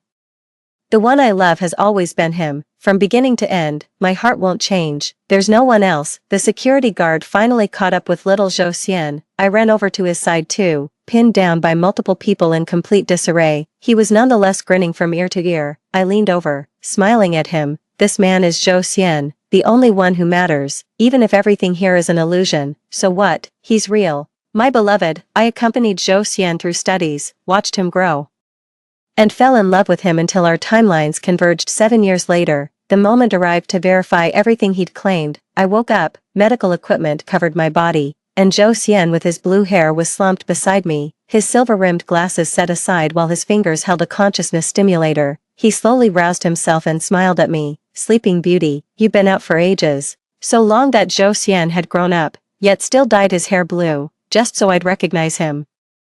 We were ready to get married right after graduation, but then I had that car accident. Zhou Xian spent 3 years building this machine, gambling everything against all warnings to brave the unknown dangers and wake me, but the machine developed its own consciousness, determined to keep me trapped inside as its eternal companion. Now fully adapted to this realm of consciousness, Zhou Xian remembered everything, his mission, all the memories, just as the machine's AI predicted. Finally coming to claim the person he'd waited for so long. Just like that Morse code tattoo on his waist, if leaving was the right choice, he'd regret letting me go. If staying was better, he'd fight tooth and nail to keep me. Sweet epilogue. I'd been bedridden too long, my legs forgot how to walk, practicing daily by leaning on chairs, tired much. Zhou Xian lounged on the sofa, sucking a lollipop while giving me sympathetic puppy dog eyes. thinking I could slack off. I turned my pitiful gaze toward him, exhausted. Then call me hubby. He probably resented me calling the AI consciousness hubby. He found out while clearing the machine's memory and gave me passive-aggressive attitude for days. Hubby, my saccharine tone made even my own skin crawl. Good girl, not tired anymore. Let's keep going. Zhou Xian's brows relaxed, clearly pleased. What the hell do you mean? 5 more laps. I'd never agree to it, unless he gave me that threatening look. After all, Zhou Xian has 3 more years of life experience than me. I naturally think of him as being older and believe we should respect our elders, so I tend to defer to his opinions more. Exhausted, I collapsed onto the bed. Zhou Xian sat beside me and began massaging my shoulders. That tickles. Stop, I squirmed away from his touch. Don't provoke me. Zhou Xian pinned my shoulders down, preventing me from moving. What did I even do to you? You're the one who... My words were cut off by a sudden kiss. He chuckled by my ear. Just you talking, even breathing gets to me. Once you learn to walk properly, we're getting married. I nudged him. Stop feeding me empty promises. Just admit you're embarrassed by my walking. Zhou Xian arched an eyebrow. If you're fine with me carrying you down the aisle, we could do it tomorrow. I do. That eager to get married, he looked unbearably smug. When Zhou Xian showed up with a wedding dress the next day, I suspected this had been his plan all along. When he actually carried me away, I suddenly became self-conscious, ashamed of not being able to walk, of appearing imperfect. Maybe, are you out of your mind, calling off my wedding? Zhou Xian pinched my cheek hard before sweeping me off my feet. A bride who can't walk at 25, that's badass, babe. He kissed the tip of my nose, still teasing me, as the door opened. The warm and joyful atmosphere instantly embraced me. All right. That's pretty cool. Made solemn vows before the priest, Zhou Xian used my health as an excuse to shoo away everyone interrupting our private time. Tired, Zhou Xian bent down to smooth my hair, skipping the usual banter. I grinned. Hubby. Zhou Xian narrowed his eyes. I'm worried about you, yet you're asking for trouble. Add backup contact pushpin WeChat. QQ number 1797328031. I'm exhausted. Too late. The night was pitch black, with complete silence blanketing everything. Zhou Xian held me close, his voice chilling and slightly trembling. Back then, I was truly terrified you'd leave with him. Never been so terrified in my life. Just when I finally get to see you, it feels like everything's about to fall apart. I lifted myself halfway and pressed my lips to his. It won't. You should have known from that first walk together at the apartment entrance. Liu would never leave Zhou Xian. The entire basketball court had their eyes on us, and the atmosphere instantly ignited. I thought something unmentionable was bound to happen this time, yet once again he held back. Go to sleep. I may not walk, but I'm still full of life. Seriously, are you incapable or what? Don't you dare marry me under false pretenses. Zhou Xian seemed to read my expression, covering my eyes with his hand. Liu, you'd better not be ungrateful, unless you want your remaining days to be miserable. I think you should distribute things more evenly, I suggested earnestly, batting my eyelashes. His response was a cold sneer. Fuck, the blanket was pulled up. Well, that was ungrateful of me. Story 2, my childhood friend, who had always loved to stick by my side, suddenly couldn't hide his disgust for me. He unilaterally cancelled our engagement, took away the poor student I had sponsored, and doted on her by his side. Everyone around thought he was crazy, but only I knew that he had been reborn. The subtitles above his head kept scrolling. The first thing the male lead does after being reborn is, of course, to keep our delicate female lead by his side. Of course, the male lead will become the richest man in the future. Reborn 10 years earlier in this life, he can achieve even greater things. I just smiled. Without the support of my family's marriage alliance, even if my childhood friend was reborn as an embryo, he was destined to fail in this life. The moment I took the initiative to reach out my hand to Lin Xingwei, his eyes changed. They went from shocked and delighted to tired and disgusted. Lin Xingwei pushed me away violently, his words as cold as ice. Miss Xian, please stop throwing yourself at me. I don't like you, the onlookers gasped. Because everyone knew that it was Lin Xingwei who had always clung to me. We had been engaged since childhood and were true childhood sweethearts. Lin Xingwei had vowed to marry me. Even when I was about to study abroad, he didn't hesitate and was willing to wait for me to return. But now, why had everything changed? Lin Xingwei looked at me coldly and said with his thin lips, by the way, give Wanner to me. I'll take good care of her. Feng Wanner was the poor student I sponsored. It was only because of my financial support that she had the opportunity to study at an elite school. I asked her, are you sure? Lin Xingwei frowned, his eyes contemptuous. Whether you agree or not, I will take Wanner away. She is kind and innocent and must not be tainted by the smell of money from your Xian family. I laughed. Was it possible that Lin Xingwei thought he was pure and noble, when in fact he was the one who had benefited the most from my family, too? Lin Xingwei accurately found Feng Wanner in the crowd and grabbed her wrist. Wanner, come with me. As long as I'm here, no one will dare to bully you. The subtitles above his head kept scrolling. I'm so into this. The first thing the male lead does after being reborn is, of course, to keep our delicate female lead by his side. Of course, the male lead will be the richest man in the future, reborn 15 years earlier in this life. He can achieve even greater things. As the subtitles scrolled, I suddenly understood. It turned out that I was the vicious supporting female character, arrogant, overbearing, but rich. My parents had already paved the way for the rest of my life. All I had to do was go to school, get married, and inherit the family business step by step, and I could easily reach the peak of my life. Since my life was too smooth and I was bored, I picked a few children of debtors to study with me. I waived their tuition and living expenses as a kind act. Feng Wanner was one of them. Because she somewhat resembled me in appearance, I favored her especially and transferred her to the class where Lin Xingwei and I were. Later, I went abroad to study. Lin Xingwei, feeling lonely, actually found Feng Wanner to be his substitute. While I was studying abroad, the two of them had a dramatic love affair. Lin Xingwei, who didn't even want to buy a plane ticket, missed me while passionately having a relationship with Feng Wanner. When I returned home, Lin Xingwei abruptly abandoned Feng Wanner, but at our wedding, he suddenly realized that Feng Wanner was the woman he loved most in his life. Lin Xingwei endured hardships and finally became the richest man 5 years after our marriage, planning to rekindle his relationship with Feng Wanner. However, he didn't expect that she had died of liver cancer 2 years earlier. Their love-hate story became an eternal legend. Fortunately, Lin Xingwei was reborn. This time, he followed his heart, resolutely dumped me, and planned to be with Feng Wanner. What passionate and sincere love. I believe in love again. The supporting female character looks so awkward. She's been slapped in the face by both the male and female leads. I almost feel sorry for her. This teaches us a lesson. Money isn't everything. It can't buy love or true feelings. I smiled. Although money couldn't buy love or true feelings, it could buy the opportunity to destroy love and shatter true feelings. I looked at Feng Wanner and beckoned. What will you choose? Feng Wanner bit her lip, looking indecisive. After all, Lin Xingwei was handsome and was recognized as the campus heartthrob by the girls at school. She couldn't help but feel a secret joy at receiving Lin Xingwei's exclusive favor. Feng Wanner hesitated. I immediately understood her choice and smiled. Okay, I respect your decision. Feng Wanner's face lit up. I continued. Pay me back the tuition and living expenses for the past 3 years, and we'll be even. Feng Wanner's face instantly turned pale. The tuition at an elite school cost hundreds of thousands of yuan a year. Moreover, she had always tried to match my standard of living in terms of food, clothing, and daily expenses, which also cost 6 figures a year. Asking Feng Wanner to pay such a large sum of money at once was like a pipe dream. Seeing this, Lin Xingwei stepped forward. He spoke in a domineering president-like manner. Wanner, don't worry, I'll pay this money for you. Feng Wanner's eyes sparkled with admiration, and she said shyly, Master Lin, you're so kind. But I shattered their dreams mercilessly. Lin Xingwei said impatiently, what do you want? I've made it very clear, I don't like you. Please stop pestering me. I put my finger to my lips. I almost forgot about you. When are you going to pay back the tuition you owe? 3.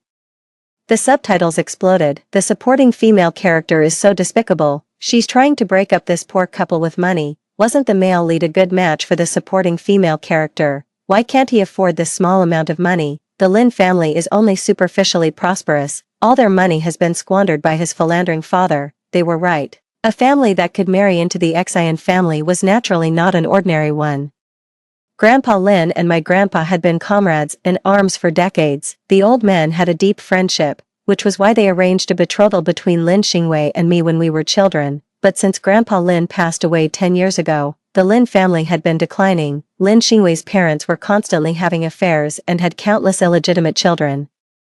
The collateral branches of the family fought for power, creating a chaotic and messy situation at home. In such circumstances, Lin Xingwei's life was not prosperous. He looked glamorous on the surface, but in fact, he was worse off than an ordinary well-off family. It was me who begged my parents not to cancel the engagement. I also begged my uncle, who was a school board member, to waive Lin Xingwei's tuition. Lin Xingwei knew very well about my efforts. due to his so-called masculine pride. He never thanked me. Instead of being grateful, he accused me of throwing myself at him. He didn't realize that without the support of my family's marriage alliance, even if Lin Xingwei was reborn as an embryo, he was destined to fail in this life. I simply laid my cards on the table and held out my hand right in front of his eyes. What are you waiting for? Pay up. Beads of sweat rolled down Lin Xingwei's forehead, not knowing the difficult situation of the Lin family. Feng Wan'er fanned the flames beside him. Miss, why be so aggressive? Master Lin will pay you every penny. Just wait. The subtitles scrolled. Yes, yes, when husband and wife work together, they can overcome anything. As long as the male and female leads work hard together, becoming the richest people in the world is just around the corner, then the supporting female character will regret it, but it will be too late. Lin Xingwei. As if he had seen the words on the subtitles or thought of his success in the previous life, puffed out his chest and said righteously, I knew you were money-grabbing, but I didn't expect you to be so materialistic. Don't worry, I'll pay off all the debts. From now on, we're done, and there will be no more interaction between us. As sonorous and forceful as his words were, his figure was just as embarrassed when he rolled out of the school with a snake skin bag on his back. Sitting on a tricycle, Feng Wan'er's white dress was stained with dust, and she looked panicked. Master Lin, are we really going to drop out of school? Lin Xingwei took her hand and smiled. Wan'er, don't be afraid, I've already found a new school. As long as we can be together, what do we have to fear? Even if there are mountains of knives and seas of fire ahead, Feng Wan'er forced a smile. Before the Feng family went bankrupt, she was a little princess doted on by everyone. Even after the bankruptcy, she didn't suffer much because of my sponsorship. She had thought that getting close to Lin Xingwei would allow her to cross social classes, but she didn't expect a big gap between her ideals and reality. While they were talking, the driver took me to the school gate. I gracefully got out of the car, followed by two students, a boy and a girl. One carried my bag, and the other opened the door for me. When Lin Xingwei saw this scene, he wore a determined expression. He said to Feng Wan'er, Xian Han is coming for me. If she means no good, you run away. She won't dare to do anything to me. Feng Wan'er clutched the hem of her skirt and nodded. Lin Xingwei took a deep breath, as if going to his death. Xian Han, stop pestering me. I won't give in. Give up your idea. I stopped, not even glancing at him. Where are the security guards? Throw out the irrelevant people. A security guard rushed over and pushed Lin Xingwei out of the school gate. I walked into the school leisurely, not looking back once. The subtitles were filled with arguments. What's going on? Shouldn't the supporting female character cry, make a scene, and threaten to commit suicide to keep the male lead? Don't worry, the supporting female character is playing hard to get. I don't believe she can give up the 18-year friendship. Despite her show of power now, her heart must be bleeding. I sneered. Lin Xingwei and I had been childhood friends for 18 years. Plus 5 years of married life in the previous life. He still broke things off without hesitation, so what was there for me to miss? Goodbye is goodbye, the next one will be even better. 4. Feng Wan'er looked at Lin Xingwei, then at me, and finally couldn't help but say, Miss, actually Lin Xingwei interrupted her angrily. Wan'er, you don't need to beg her. Lin Xingwei, am a man of my word and will never bow down to a woman. After saying that, Lin Xingwei handed a 10-yuan bill to the rickshaw driver, telling him to hurry up. Feng Wan'er hesitated. The idea of crossing social classes through marriage prevailed, and she obediently crouched in the back seat of the tricycle. The two of them disappeared into the distant horizon. Seeing this, the poor male and female students behind me moved closer. Afraid that I would change my mind and stop Lin Xingwei and Feng Wan'er, they had finally got the chance to serve me closely and enjoy more resources of the upper class. How could they be willing to give it up? The subtitles remained in front of my eyes. In this modern society, the supporting female character still acts like a feudal remnant. It's really unbearable. No wonder the male lead left her. She's too overbearing. Who would like her, when the male lead becomes successful? Don't blame him for hiring the supporting female character to clean toilets. Just thinking of that scene makes me want to laugh. My eyes darkened. Hire me to clean toilets. I'd rather pull Lin Xingwei's head off and throw it into the toilet. There was plenty of time ahead. I wanted to see what he was capable of and if he could ride roughshod over me. 5. After transferring to a public school, Lin Xingwei tried to save up startup capital by tutoring. I made a call to the mayor's hotline and reported him for illegal teaching. Lin Xingwei wanted to get rich by buying lottery tickets. I bought all the lottery tickets before him and even won several million yuan. Whatever Lin Xingwei tried to do, I sabotaged. The subtitles were so angry that they started cursing. The male lead has achieved nothing. Can he really give the female lead a happy life? The supporting female character is terrifying, she'll do anything to get the male lead back. This is a twisted kind of love. The subtitles were talking nonsense, but Lin Xingwei believed them. He asked me to meet him at a restaurant near the school gate. His eyes were full of contempt when he looked at me. Xian Han, have you had enough? I crossed my arms, keeping a distance from him. What do you mean? Stop pretending, Lin Xingwei snorted. Don't think I don't know what you've been up to behind my back. You've used every trick in the book to force me back to you.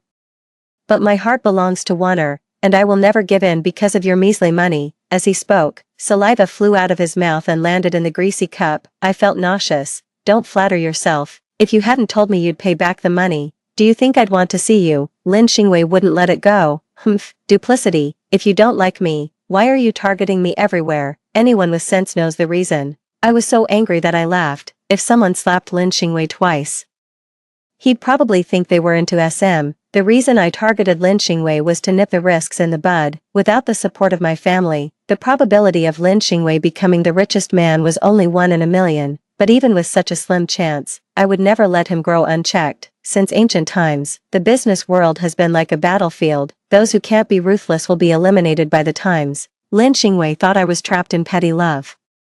But he didn't know that my vision had extended to the future. In fact, it was he himself who couldn't get out of this past relationship. 6. I was too lazy to argue with Lin Xingwei and picked up my bag to leave. Lin Xingwei hurriedly blocked my way. You haven't promised to stay out of my life. You can't leave. He even grabbed my wrist. Bang. Before I could react, Lin Xingwei flew out and crashed into a large number of tables and chairs in the restaurant. Wei Huai, the poor student I sponsored, appeared. He had been waiting outside. He came in to check when he heard the commotion inside. He couldn't hold back and kicked Lin Xingwei when he saw him getting handsy with me. Wei Huai walked up to me, carefully holding my hand. There was no stupid love in his eyes, only a craving for money. Miss, are you okay? I shook my head and said to the stunned restaurant manager, tell me the amount of the damage, I'll pay for it.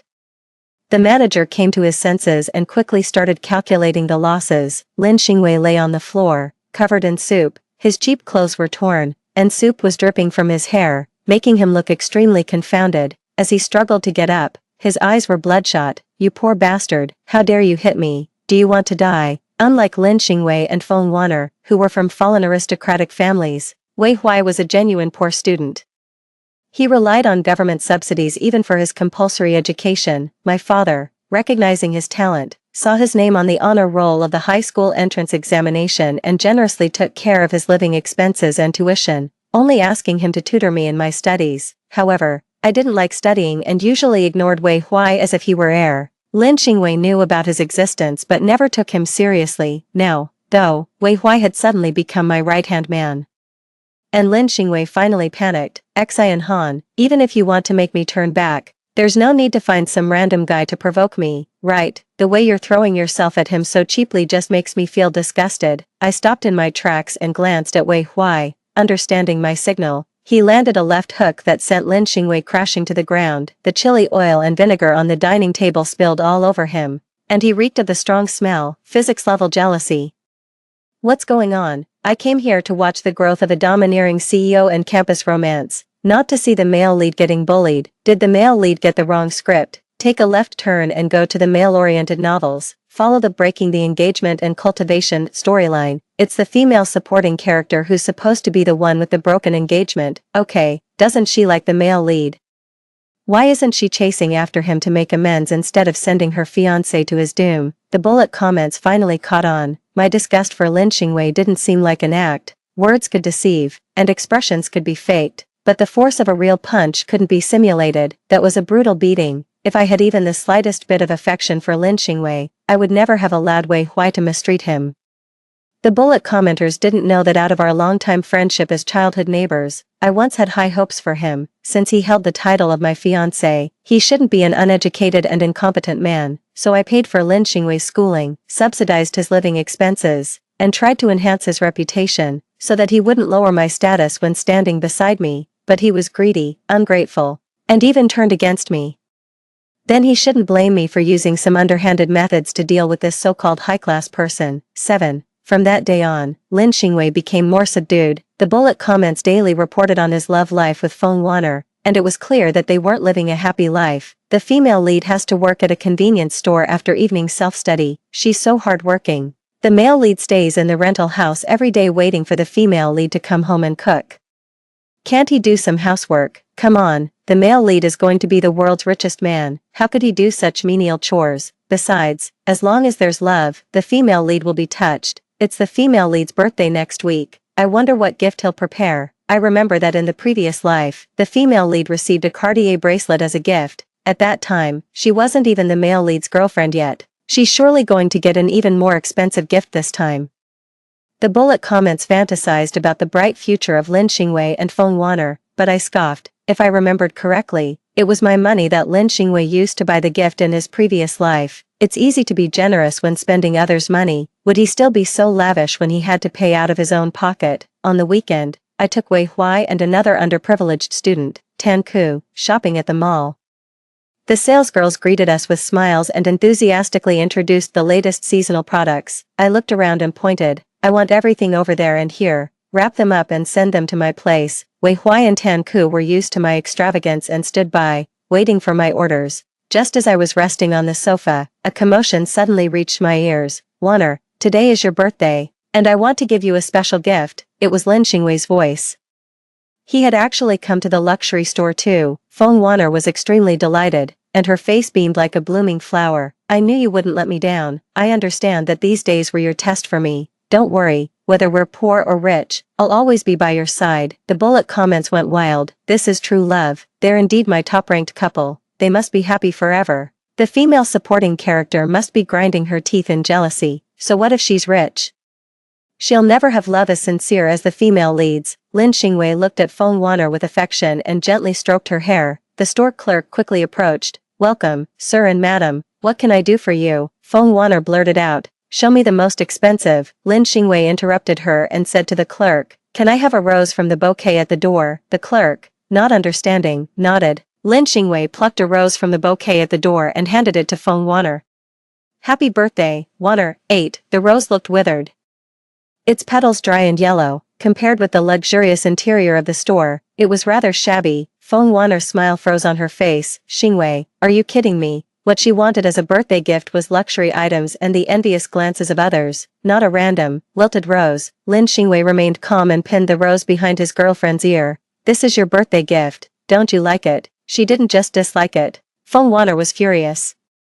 She snatched the rose from behind her ear and threw it on the ground. Are you crazy? Who wants this lousy rose? Do you think I'm a beggar? Lin Xingwei frowned slightly. It's still my heartfelt gift. If you don't like it, that's fine. But why humiliate me? If I had known you were such a gold digger, I wouldn't have been with you. Feng Wan'er sneered and shook off Lin Xingwei's hand. Me, a gold digger? How noble are you? I've been working to pay for the rent and living expenses.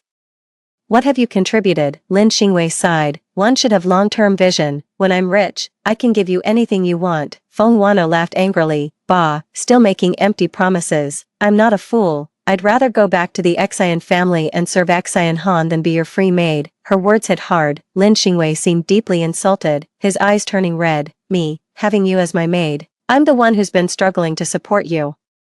I go to class during the day and work hard at my part-time job at night, all for our future. Do you know whose love you're receiving? It's the love of the future world's richest man. I couldn't hold back and burst out laughing. Lin Xingwei spun around as if electrocuted, his face turning extremely pale. Feng Wan'er flinched, her arrogance vanishing. Miss Xian. She seemed eager to rush over and pour out her grievances about these tough days. However, Wei Huai and Tan Ke weren't about to let their cash cow go. They firmly stood in front of me and blocked Feng Wan'er. She cursed. Get out of my way, you poor wretches. How dare you act so high and mighty in front of me? I'll make you pay when I get back to the Xian family. Wei Huai and Tan Ke remained expressionless. They knew very well who was in charge of the Xian family. Feng Wan'er was like a dog that had bitten its master, then gone out, suffered, and now wanted to come back to its master for food. Unfortunately, there's no turning back from mistakes. The moment she betrayed me, she should have known there was no going back. Lin Xingwei reacted much more calmly. Ignoring the hysterical Feng Wan'er, he gave a bitter smile. Xian Han, this is your scheme, isn't it? Congratulations, you've won. You've defeated me with money. You can have my body,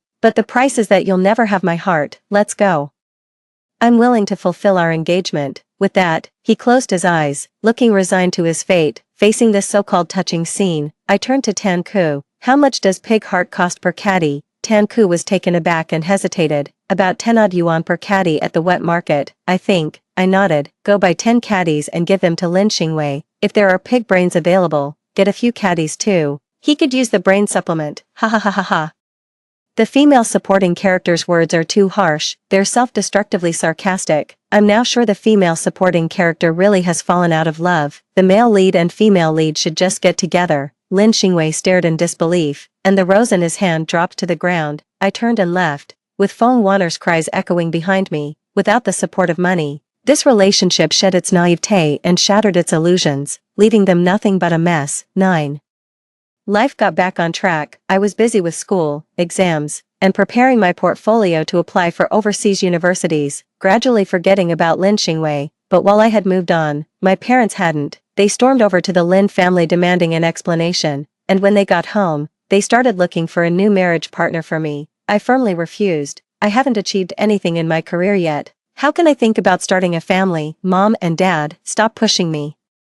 It's not too late to find someone after I graduate. My parents couldn't persuade me and had to give in. Before I left, they held a banquet for me, inviting young talents of my age and social status. If I took a liking to someone, that person could become my fiancé. If not, we'd wait until after I graduated. I reluctantly agreed. On the day of the banquet, I dressed up extravagantly and mingled among the elders, winning countless compliments, as if by mutual agreement.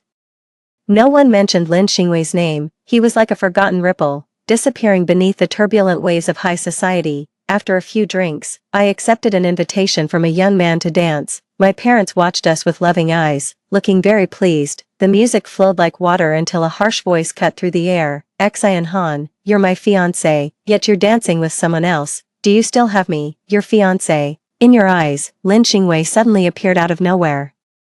His eyes sharp and his aura gloomy, but paired with his cheap synthetic fiber clothes, he didn't look like the brooding, domineering CEO from novels. Instead, he resembled a stalker on the street. Everyone was shocked by this unexpected turn of events and started whispering among themselves. Standing on the stairs and looking down at the crowd, Lin Xingwei said in a hoarse voice, "This game should end now. Xian Han, if you come with me to register our marriage now, I'll forgive your mistake."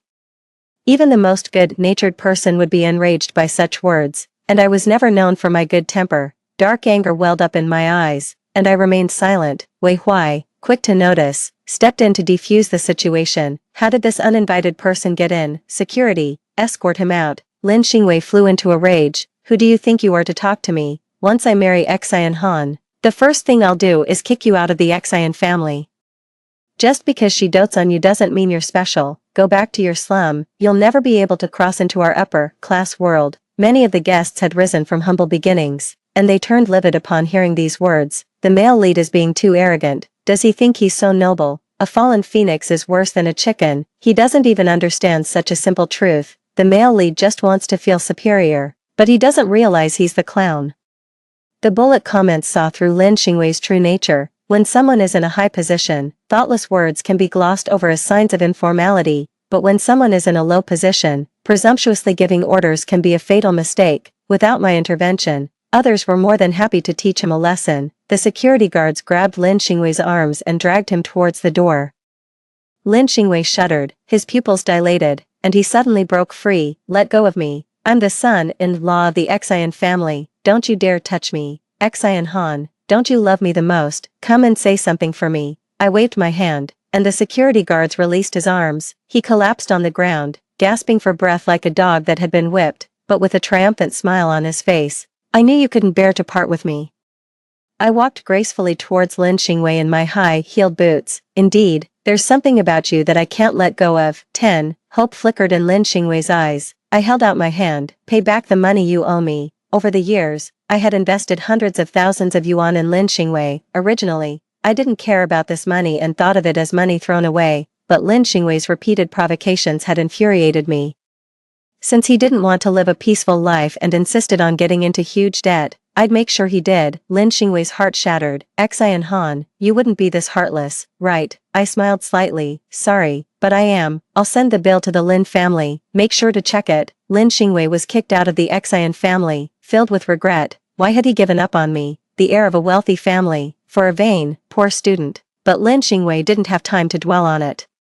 The heavy burden of life came crashing down on him. His father suddenly had a stroke and died in his mistress's bed, a disgraceful end. His mother ran away with the money, the final straw that broke the camel's back. Creditors came knocking, claiming that his father had owed a mountain of high-interest loans and that as the son, Lin Xingwei had to pay back 1,000,000 yuan within the specified time limit. Realizing the gravity of the situation, Lin Xingwei bought a bus ticket and tried to flee that very night, but before the bus could leave, he was dragged off by debt collectors, thrown into a dark room, and severely beaten. I learned all this from Wei Huai. He stayed in the country to attend university, and my parents planned to train him to be my capable assistant, Wei Huai said. Lin Xingwei is now desperate. He goes to the Xian group every day to block the entrance, demanding that you marry him with your dowry, otherwise.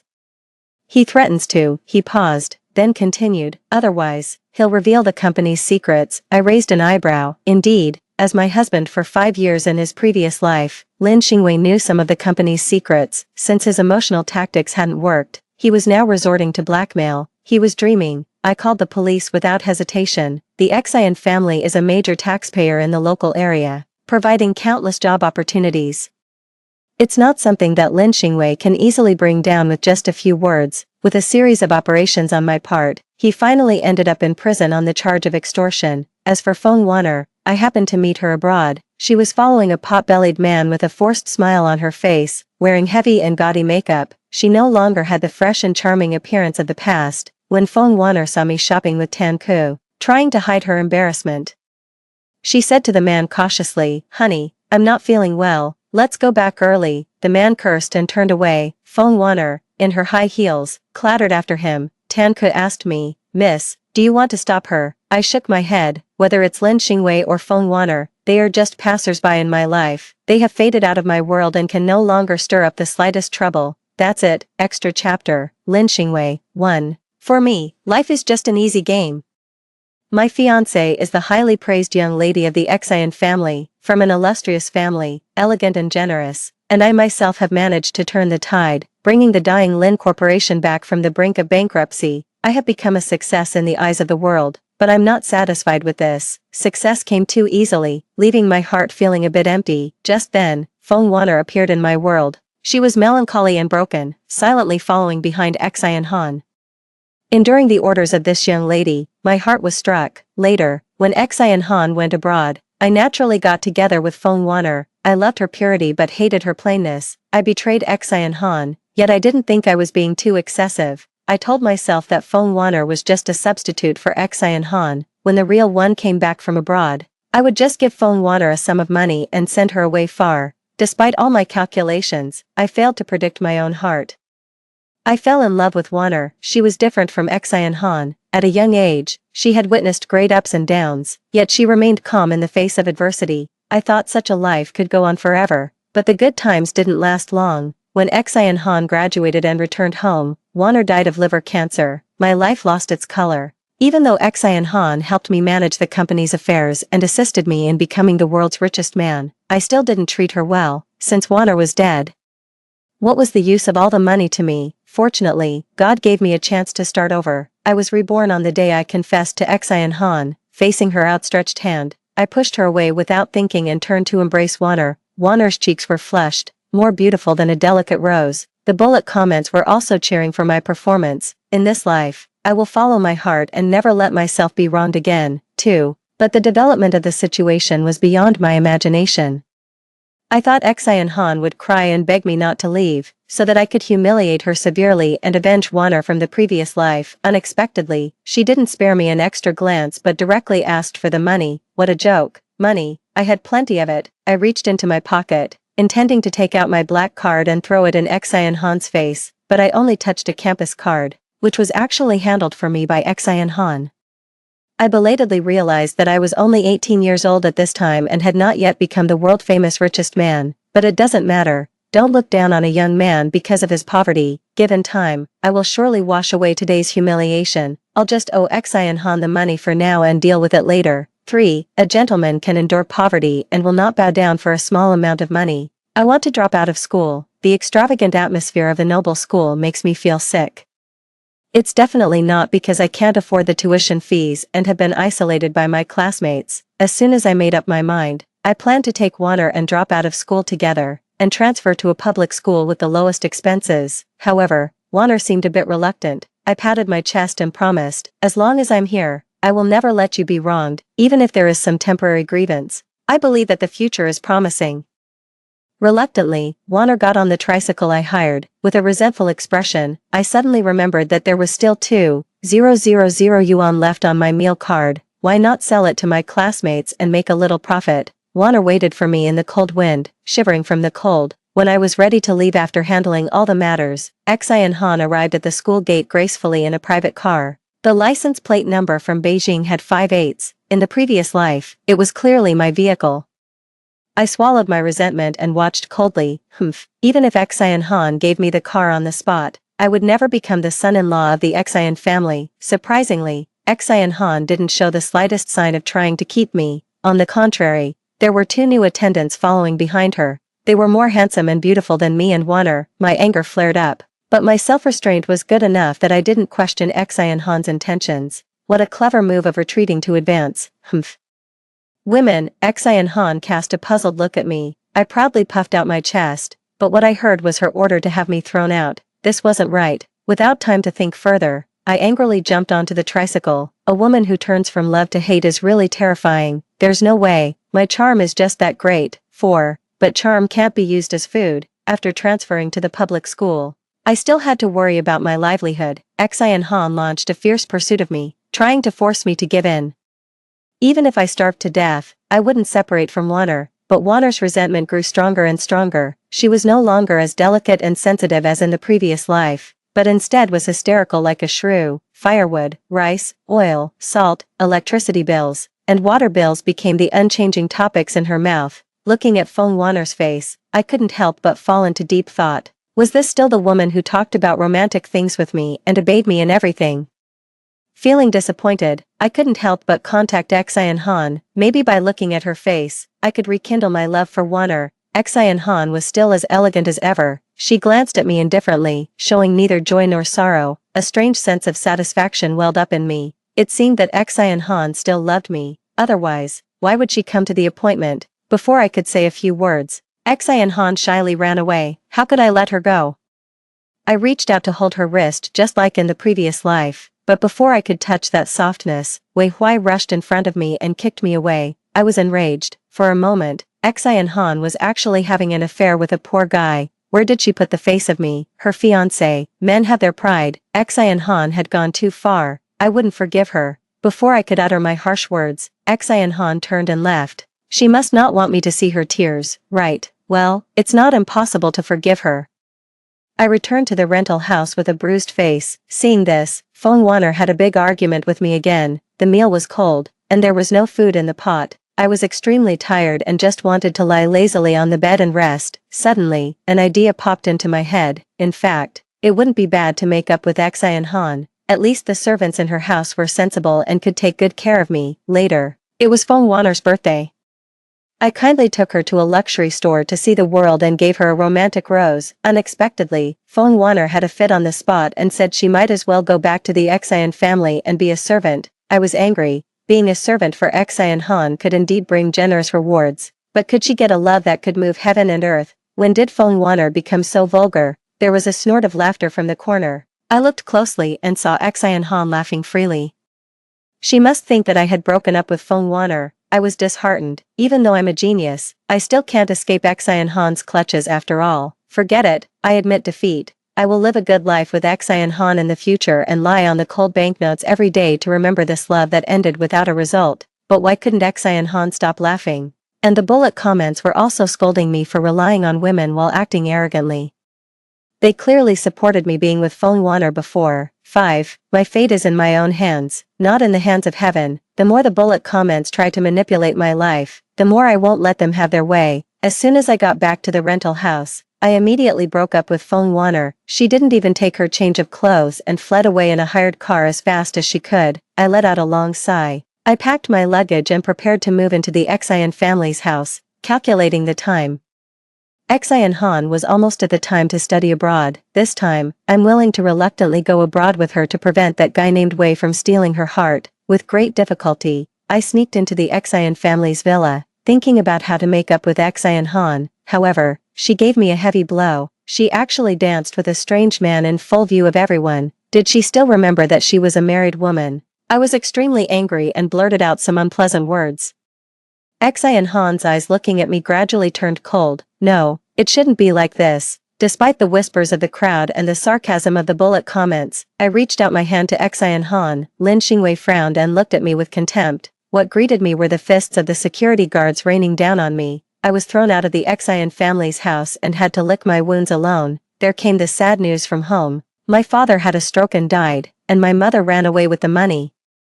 From then on, I became truly alone. I gave a bitter smile. As the saying goes, when heaven is about to bestow a great responsibility on someone, it must first test his will. Xian Han, I'm willing to play the good show of a bitter and deep love with you. But as soon as I finished my harsh words, the police came to my door. They said I was suspected of spreading rumors and slander and invited me to the police station for a talk.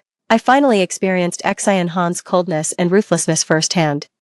But it doesn't matter, as long as I persevere, she will surely come back to me obediently. After all, my charm is irresistible. A year later, I was released from prison after serving my sentence and prepared to go abroad to find Xian Han and resume our relationship. But I didn't have a penny on me and couldn't even afford a one-way plane ticket, so I had to go to the construction site to carry bricks and save money. I will become the world's richest man. I will make Xian Han turn around for me. I will.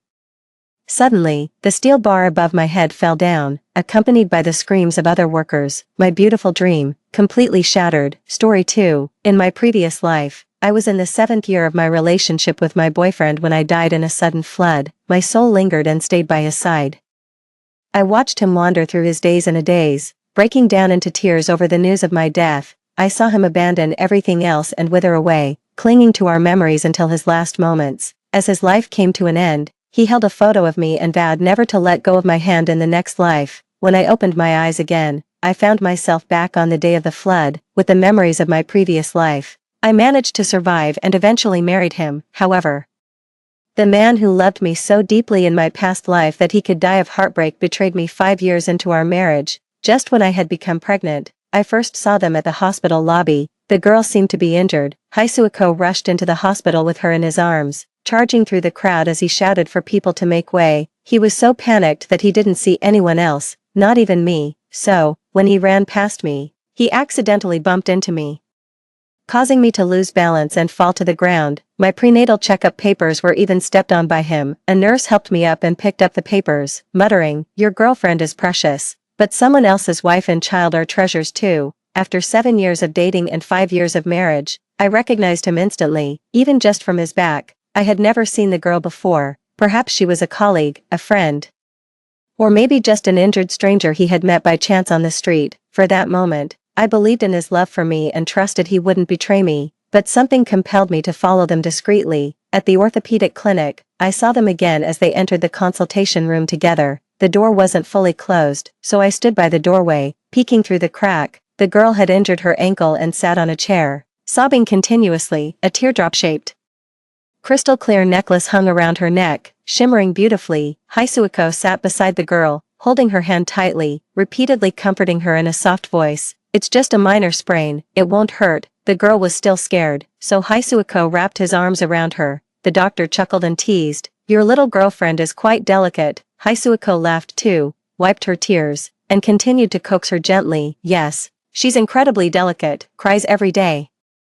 Listening to Haisuako's words, the girl playfully acted angry and punched him several times in the chest. "Haisuako, if you find me annoying or too delicate, then just leave me alone." Haisuako shook his head, his smile affectionate. "Even if you're delicate, I still like it." With just a few simple words, he cheered up the girl and even made the doctor laugh. They looked just like a couple deeply in love, and there I was, standing still, feeling like a thief spying on someone else's happiness. I never imagined that Haisuako would betray me. We both had humble beginnings, abandoned by our biological parents and growing up as orphans. We first met in high school when he was mocked by others for being an orphan. He clenched his fists but dared not to retort, showing timidity and cowardice. The person reminded me of my former self. Which is why I felt compelled to teach them a lesson, back then.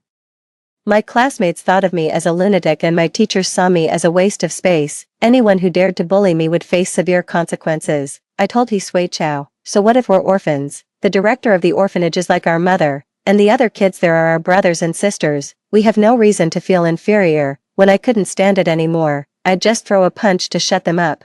Hisui Chow probably had never seen a girl as fierce as me before. He stood there stunned for a while, then hesitantly clenched his fists and swung at the air a couple of times. He asked me, "Is this how you throw a punch?" I laughed and said, "If you really can't fight, just find me. I'll fight for you." Since we were both orphans, I didn't charge him any money. At first, it was just physical attraction, but over time, we found a deep connection. His face was distractingly handsome, and from the moment I met him, I was smitten. Our similar tragic backgrounds. From high school to university, from superficial appearances to sincere hearts, brought us closer. We experienced so much together and eventually fell deeply in love without reservations. If only I hadn't died in that flood, maybe we would have had a lifetime of happiness. At least, that's what I always thought in my past life. I hate being constrained. Unlike Hisui Chow's quiet demeanor, I always wanted to see the world's most beautiful sights. So my biggest motivation to earn money was to travel the world and free my spirit. However, during one of my trips, I encountered the flood that claimed my life. It all happened too suddenly. The bridge collapsed, the flood was fierce, and ultimately, it took many lives, including mine. When Hisui Chow heard about the accident, he searched tirelessly for me for 7 whole days, until my remains were unearthed. He sat on the ground, covered in mud, then broke down and wept. Afterward, he repeatedly cut his wrists, saying he didn't want me to be lonely in the afterlife, so he wanted to join me. He was hospitalized countless times. Eventually, it was the orphanage director who convinced him to carry on with the memory of me and to live well. Hisui Chow survived, but he was like a walking corpse. He donated all his earnings to the orphanage. After abandoning everything, he just sat by my photo, living in sorrow for years, until he suddenly passed away at a young age. So, when I found out I had been reborn, I desperately escaped the flood that was meant to take my life, gave up my dream of traveling the world, and strived to live a stable life, staying by his side and never leaving again. I thought we would live out this life simply and happily, but just 5 years later, Hisui Chow, who once loved me so much, cheated. This realization left me not just sad, but also in despair, because I was pregnant. I gently touched my belly. This child was hard won. It was the baby Hisui Chow and I had longed for years. At first, when I was experiencing morning sickness, I thought it was just my body being weak, afraid it might end in disappointment. He didn't tell him right away. A person arrived at the hospital with a nervous heart, had their blood drawn, and then went to see the doctor. After scanning the medical record, the doctor smiled at me and said, "Congratulations, you're going to be a mother." At that moment, I was truly overjoyed. So overjoyed that I couldn't wait to get home. As soon as I left the consultation room, I wanted to share the good news with Hisui Chow, but I held back, because today was our 5th wedding anniversary. Hisui Chow had mentioned he had a gift for me, something he said I would really like. I had a good guess of what it might be. It was a crystal necklace I had long coveted but never managed to persuade the owner to sell to me. Last month, Hisui Chow had made a special trip abroad. Later, the owner sent me a message. She hinted subtly that my husband loved me very much, said she was willing to part with it, wishing me happiness. But now, that necklace was worn by someone else. It wasn't just the necklace. Now, even Hisui Chow himself was no longer mine. I went home and sat on the sofa from day into night. The steak on the table had gradually cooled, but the person who was supposed to return never did. It wasn't until 11:52, Hisui Chow sent me a message, saying he had to go on a sudden business trip for work, and he was already abroad. He told me not to worry. He also said we would celebrate our anniversary when he returned, and he would make up for the gift then. But not everything can be redone. I blew out the candle and dumped the cold steak into the trash bin. Perhaps I was mentally prepared. So when I saw that message, I wasn't as upset as I expected. I even felt somewhat relieved. Relieved to know first. That's why I didn't cook a candlelit dinner myself, but ordered from a well-reviewed restaurant, making sure to use Hisui Chow's card for the delivery. If he didn't come back, the destination of this delivery was the trash. Just like him, the dean's mother always said I was stubborn since I was young. If I wanted something, I would find a way to get it. But once I felt it wasn't that important anymore, no matter how deeply I loved it before, I could let go without clinging. I glanced at the time, it was exactly midnight. I sat on the sofa, looking out towards the balcony, seeing nothing but the dark sky. I remembered adding the doctor's contact information when I returned from the hospital. He mentioned he would be on duty these days, whether I wanted this child or not. I could tell him in advance, so I sent him a message. I asked him, if I decide on an abortion, could you schedule the procedure soon? The doctor replied quickly. He said, if you decide and after a checkup shows no issues, the earliest we can schedule an abortion is next Tuesday. If you're sure, come to the hospital and see me. I gently touched my lower abdomen. Child, forgive me. If there isn't a happy family waiting for you, it's better to leave early and find another mom and dad. At least, it wouldn't be so painful. Before the surgery could even be arranged, I received an invitation from my alma mater. He Sui Chow and I didn't attend the same university. We lived at opposite ends of the same city, and could only meet on weekends. Each time we met, he would bring me green grape cakes, and I would buy him osmanthus-flavored milk tea, a specialty of my school. He Sui Chow was rather delicate in his tastes. He liked his milk tea very sweet, detested being out in the wind and sun, and couldn't handle the slightest hardship. That's why it's hard for me to forget the year when he found out I had an accident. He dug with his bare hands for 7 days and nights, his fingers raw and bleeding, his hands a mess of blood and mud. It pained my heart, because the He Sui Chow I remember truly loved me deeply. However, that relationship eventually couldn't withstand the test of time. I accepted the invitation from my alma mater, but I never expected to see them again at the school. After finishing my speech on stage, a girl stood up and asked me a question with a microphone in hand. Hello, senior.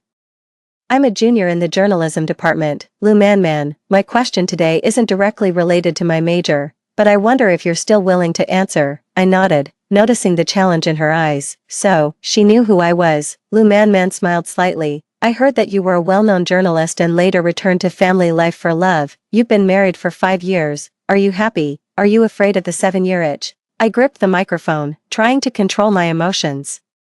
I used to be a rebellious student, unafraid of anyone or anything, but after a near-death experience and seeing He Sui Chow devastated by my death, I decided to soften my edges and become a gentle, intellectual woman. But this doesn't mean I'm willing to tolerate provocation, so I simply responded with a light laugh. Love is unpredictable by nature. As for the 7-year itch you mentioned, I always believe a man who is responsible for his family will not cheat, if that day does come.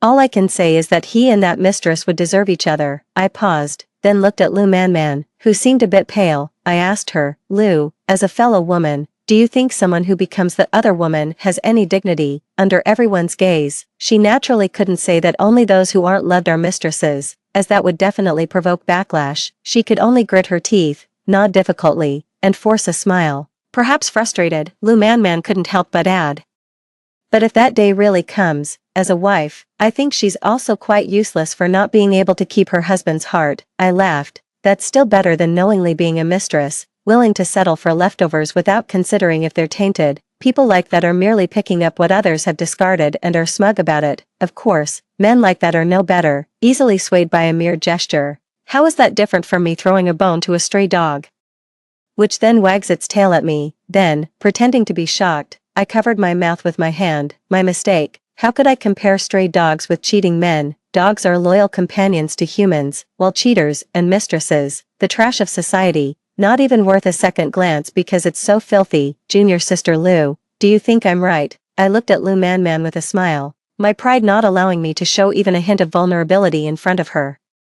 The long-lost fierceness felt surprisingly comforting. Perhaps, from the start, I shouldn't have tried to change myself for He Sui Chow. But in this silent battle, none of us won. He Sui Chow cheated. That just proves he didn't love me enough. So I didn't win. Lu Man knew it all along and was still proud, but she's destined to be despised, which also doesn't count as winning. Both of us have failed, but I have a clear conscience. I loved He Sui Chow sincerely and fervently. He betrayed me. And Lu Man knew everything, so I'm not the one at fault, they are. After finishing my speech, I walked off the stage. Perhaps it was on purpose. From a distance, I saw Lu Man, and He Sui Chow with his back to me. He held a large bouquet of roses, bent over, and pinched her face, but Lu Man looked greatly wronged and cried in his arms. He Sui Chow held her, repeatedly soothing her in a gentle voice. I stood still. Lu Man seemed to glance at me, then looked at He Sui Chow, and spoke loudly enough for me to hear. She asked, Sui Chow, Why are you so good to me? He Sui Chao wiped the tears from her eyes, his tone still gentle. He said, have you forgotten? I told you about a dream I had repeatedly before meeting you. In the dream, there was a girl who fell into water, and I desperately tried to save her, but she disappeared. I was very sad in the dream, so sad I almost wanted to die. Then I met you, and the first time we met, you accidentally fell into the water, and you really resembled that girl. Maybe, you are the girl from my dream, and our meeting was fate. So, it turned out to be this way. I stood there, unsure whether to laugh or cry. With the memories of my past life, I knew this was not just a dream, but a real pain I had experienced in my previous life. Are his memories of his past life gradually returning? He Sui Chao said he loved the girl in his dream, and then fell in love with Lu Man, but he doesn't know, the girl in the dream was me. But now, what does it matter? The betrayal is a fact. Suddenly, a sharp pain surged in my abdomen. I couldn't help but bend over, clutching my stomach in excruciating pain. Lu Man laughed, tiptoed to embrace He Sui Chao, and provocatively looked at me. She asked He Sui Chao, who is more important to you, me or Wen Qian? He Sui Chao didn't have time to answer, because suddenly, I felt a warm flow surge out, sliding down my legs. There were exclamations, nervousness, and people rushing to help me, and at this moment, someone turned their head. As our eyes met, panic was all I could see in his. Wen Qian, I stood still, watching him sprint toward me. I've always wanted to know, one day, when he finds out that the girl in his dreams is me, what would his expression be? He approached me quickly, his expression filled with panic. Qian, why are you here? I wore a long black dress today that reached my ankles. At that moment, I felt a sharp pain in my lower abdomen. Blood trickled down my legs, staining my white shoes red as it dripped to my ankles. The passing classmates couldn't help but gasp when they saw this, but he, merely turning around by chance after hearing the commotion, had just noticed me. He didn't see that I was bleeding. His eyes flitted anxiously between me and Lu Man. Qian, this is a misunderstanding. Actually, today I have, Before he could finish, Lu Man suddenly fell to the ground not far from us. A cry of alarm. This made he, who was still trying to explain in panic, immediately forget to cover up and ran straight to her. Man, are you okay? He helped her up. I could see that Lu Man had a severe scrape on her knee, now swollen and bleeding profusely. Looking quite serious, Lu Man shook her head, our eyes meeting as she shed a couple more tears. It hurts a bit. Can you take me to the medical office first? His spine stiffened suddenly. Perhaps it was only then he realized that his wife, whom he had officially married, was standing not far away, watching him fuss over another woman. He turned around, his expression apologetic. I'll take Man to the hospital first. Let's talk when I get back tonight. He didn't give me a chance to speak. After saying this, he carried Lu Man away without looking back. From beginning to end, he never saw that at this very moment, I was bleeding, losing our child. I took a deep breath as the pain in my lower abdomen intensified. I could feel the child slipping away from me. The pain almost made me unable to stand. I grabbed a passing student by the hand. Excuse me, could you please call 120 for me? I was in unbearable pain. The child was gone. The doctor said the pregnancy was weak to begin with, and coupled with my anxiety, it couldn't be saved. She even tried to comfort me by saying there would be other chances in the future, but honestly, I wasn't that upset. I had already decided not to keep the baby. The miscarriage due to an accident was just another way to achieve the result I wanted. Perhaps, the child also felt that being born into a broken home would have been suffocating. Regardless, the only connection between he and me in this world was now completely severed. Because of the miscarriage, I stayed in the hospital overnight and received no calls or messages from he. This meant that not only did he not come home last night, but he was also with Lu Man all along. I recovered quickly due to my youth and could go home the next day. I didn't bring much with me, and when I left cleanly. Apart from myself, there is nothing else. It must be fate. Or perhaps even the heavens couldn't stand to watch. They wanted me to make a decision quickly, so, at the turn of the hospital corridor, I bumped into He Sui, who was in a hurry. He was holding a pink water bottle and a bag of breakfast, though he had changed his clothes and wasn't wearing the white shirt from yesterday. Some things, if you think too deeply about them, only bring discomfort, but fate had it otherwise. He froze, trying to hide the water bottle and breakfast. But he realized that this action was somewhat childish, panic mixed with guilt, and in those few seconds, I watched him make numerous vain gestures. In the end, he just smiled, a guilty smile. He asked me, Qian, what brings you to the hospital? Is there something you need to do here? His question made me laugh out loud. Really, I couldn't control my laughter. I told him, something to do. I came here for fun. Does that sound believable to you? Sway's expression became serious, silently. He said, don't beat around the bush, let's solve whatever it is. You go home first. I promise I'll be there before noon, and we can talk about everything else later. Why put it off? Are you in a hurry to bring your little lover breakfast? It was early morning, and the hospital corridor was already bustling with people. People love gossip. At the mention of a little lover, they were all ears, looking back every few steps. Sway, under the scrutiny of curious gazes, his ears turned red. When Qian is not what you think, and Man and I are just ordinary friends, don't think of others so vilely. When did you become so unreasonable? Look, every man caught cheating, even faced with undeniable evidence, still tries to deflect blame, as if self-deception could alleviate his guilt. But before I could speak, a door to a nearby ward opened, and Lu Man limped out. She was wearing a hospital gown, but as a college freshman, she couldn't hide her youthful vitality.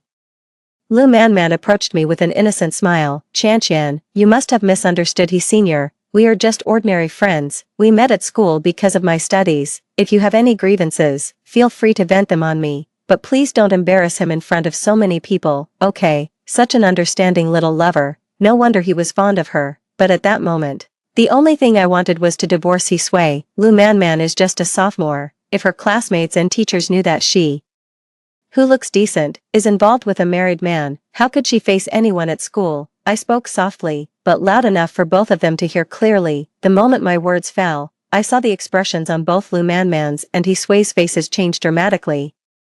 Especially Lu Man, her composure replaced by nervousness and fear. She dropped her pleasant facade and directly challenged me. Are you planning to ruin me at school? When Qian, you're too malicious. Sway chimed in. Yes, that's too harsh. Qian, why must you act like this? Man and I are just friends. Don't spread rumors and tarnish a young girl's reputation so carelessly. Don't you think you're being too harsh?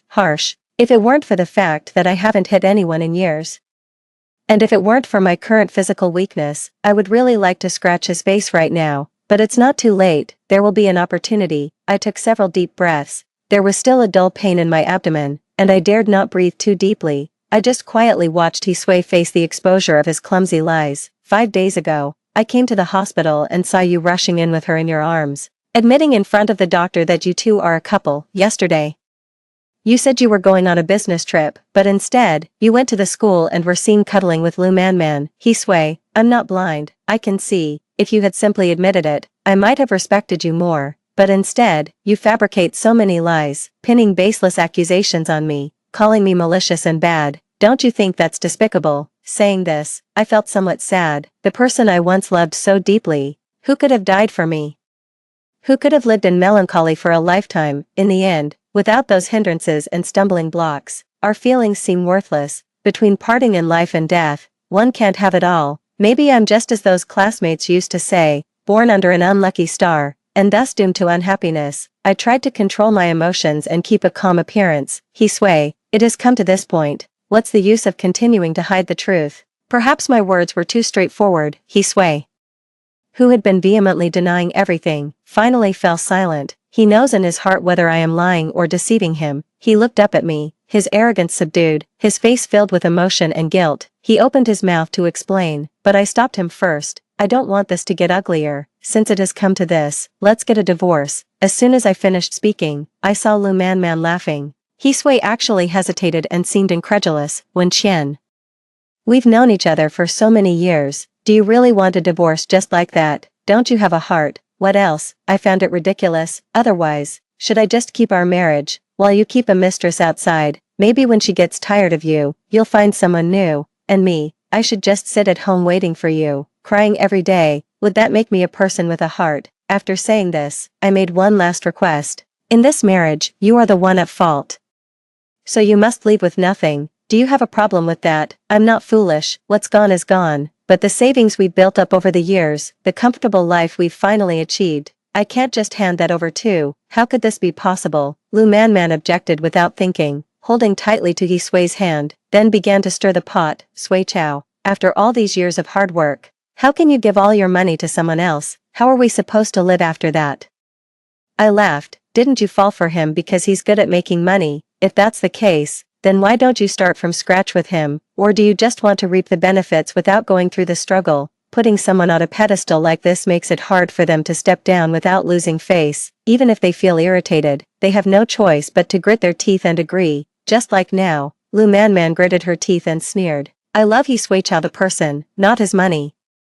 Even if he ends up with nothing, I'm willing to support him in making a comeback. It's just heartbreaking and feels so undeserved that he ended up marrying a woman like you who only cares about money. Seeing money and opening your eyes is still better than deceiving yourself and others, I responded softly, then took out my phone from my pocket and played the video I recorded yesterday. Before coming to the hospital yesterday, I made a point to get a video from one of the onlooking students. The video was comprehensive, documenting the entire incident. I played the video directly for them. My demands are only two: first, to divorce He Sui Chao; second, for He Sui Chao to leave without taking anything. If these demands are not met, I cannot guarantee where this video will end up. Pushed to this point, Lu Man became somewhat uncontrollable, reaching out to snatch my phone, but I dodged her in time. Lu Man, since you did it, you must be brave enough to face the consequences.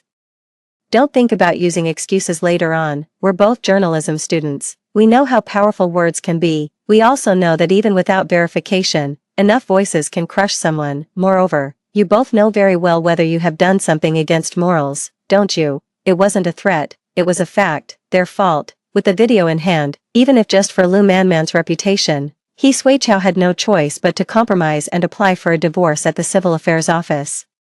As expected, there was a 30-day cooling-off period. He Sui Chao, I don't care if you choose to wander or stay with another woman. From today on, the house we lived in is mine, and you have no part in it. After these 30 days, we'll be divorced, and I don't want any contact ever again. Let's act as if we never knew each other. I've never been one to cling to my ex or keep in touch after a breakup. Once I decide to cut ties, it's for life, never to see each other again. He Sui Chao didn't respond immediately. He glanced at Lu Man, who was still waiting in the car, his expression complex. Qian, does it really have to be this way? He spoke with a sad tone, as if the wrongdoer was me. It was you who cheated, and now you ask me this. Don't you find yourself too hypocritical? I would have respected him more if he had openly admitted to falling in love with Lu Man and agreed to leave everything behind, never to see me again, that way. At least he'd be straightforward about his feelings, but now, I only felt more disappointed. Perhaps that summer when I saw him being bullied, I shouldn't have helped, only to end up sacrificing myself. After parting unhappily at the entrance of the Civil Affairs Office, I didn't go home. Instead, I checked into a hotel, planning to stay for a month, and hired a caretaker, having just had a miscarriage. Even with a strong constitution, I needed proper rest. The hotel allowed cooking, and the caretaker would come 3 times a day to prepare meals and clean. I spent my days lying in bed, browsing my phone, looking at landscapes from around the world, reawakening my long silent heart. If I had never met He Sui Chao, I should be traveling the world, seeing every mountain, river, and stream, rather than mourning my lost love in a hotel room. She didn't persist too much but wanted to make her presence felt around me, so she added me on WeChat using a secondary account without revealing her identity directly. However, my intuition told me that this suggestive yet unfamiliar account must belong to her. Moments on WeChat. June 24th, he wasn't in high spirits today, but with me by his side, he managed to smile. Photo. A half-smiling face. June 25th, the weather was great today. I convinced him to take me to the amusement park. He admitted he was a bit scared of heights, but I confidently assured him that I could protect him. It felt great to be able to protect the one I love. Photo. A carousel with us making heart shapes together. June 26th, it drizzled a bit, so we stayed in bed all day and watched a bunch of movies. Photo. A messy bed. July 24th, everything ends tomorrow. After that, it will just be us. No one else. Photo. A victory sign. Sitting on the couch, I took screenshots of these 20+ moments and saved them all. When I got to the last one, I paused, couldn't help but zoom in on the photo, and clearly saw the layout of the room behind her. It suddenly struck me as ridiculous. He Sui and I had chosen every brick and tile of that home together, not to mention the familiar sofa and the furniture I had carefully selected. No one knew it better than I did. At this moment, Lu Man was lying on my couch, sleeping where I once slept. It was nauseating. I ran out of bed barefoot, covering my mouth, and rushed to the bathroom to throw up, but nothing came out, just the discomfort of dry heaving. tomorrow would be the day I could finally get a divorce, so, I didn't make a scene but waited for dawn, waiting for the encounter in front of the Civil Affairs Bureau. Hisui was punctual. He wore a white shirt today and his hair was meticulously styled. Clearly prepared for the occasion, I sneered, dressing so formally. Too bad divorce and marriage can't happen on the same day. My sarcastic tone made passers-by glance over. Hisui pursed his lips, staring at me for a long while until I walked into the Civil Affairs Bureau. Then, he suddenly called out to me, "Chan-chan." I paused, and he continued, "I never wanted a divorce. How ridiculous. He betrays me and then says he doesn't want a divorce. Does he expect to have it all his way?" Hisui strode up to me, earnestly saying, "We've been together since high school, supporting each other all these years. I truly love you. Regarding Man-Man, I don't know how to explain it to you. It's an obsession that has seeped into my bones. If I don't act on it, it leaves me restless and sleepless. Chan-chan, you haven't experienced this helplessness, this obsession. You don't understand how I feel." "No, I understand. I've seen his helplessness, known his obsessions. That's why I was willing to give up my dreams, to cut off my own wings, just to stay by his side, guarding the peaceful happiness he desired most, to be the perfect wife in his heart." But what was the result? I couldn't help but close my eyes. Perhaps there was still a trace of malice in my heart. The conversation about past lives has become increasingly clear to Hisui Chow. He is starting to match many details and might soon remember everything. But what would the scene look like when he realizes the person he loves is not the one beside him? Considering what has been said today, I am curious and waiting for that day to arrive. However, I must first hold my ground, for I need to divorce first. And without the legal status of marriage, I will simply be myself. The divorce procedure wasn't complicated. In no time, I had the divorce certificate in hand, freeing myself from the identity of Hisui Chow's wife, leaving the civil affairs office.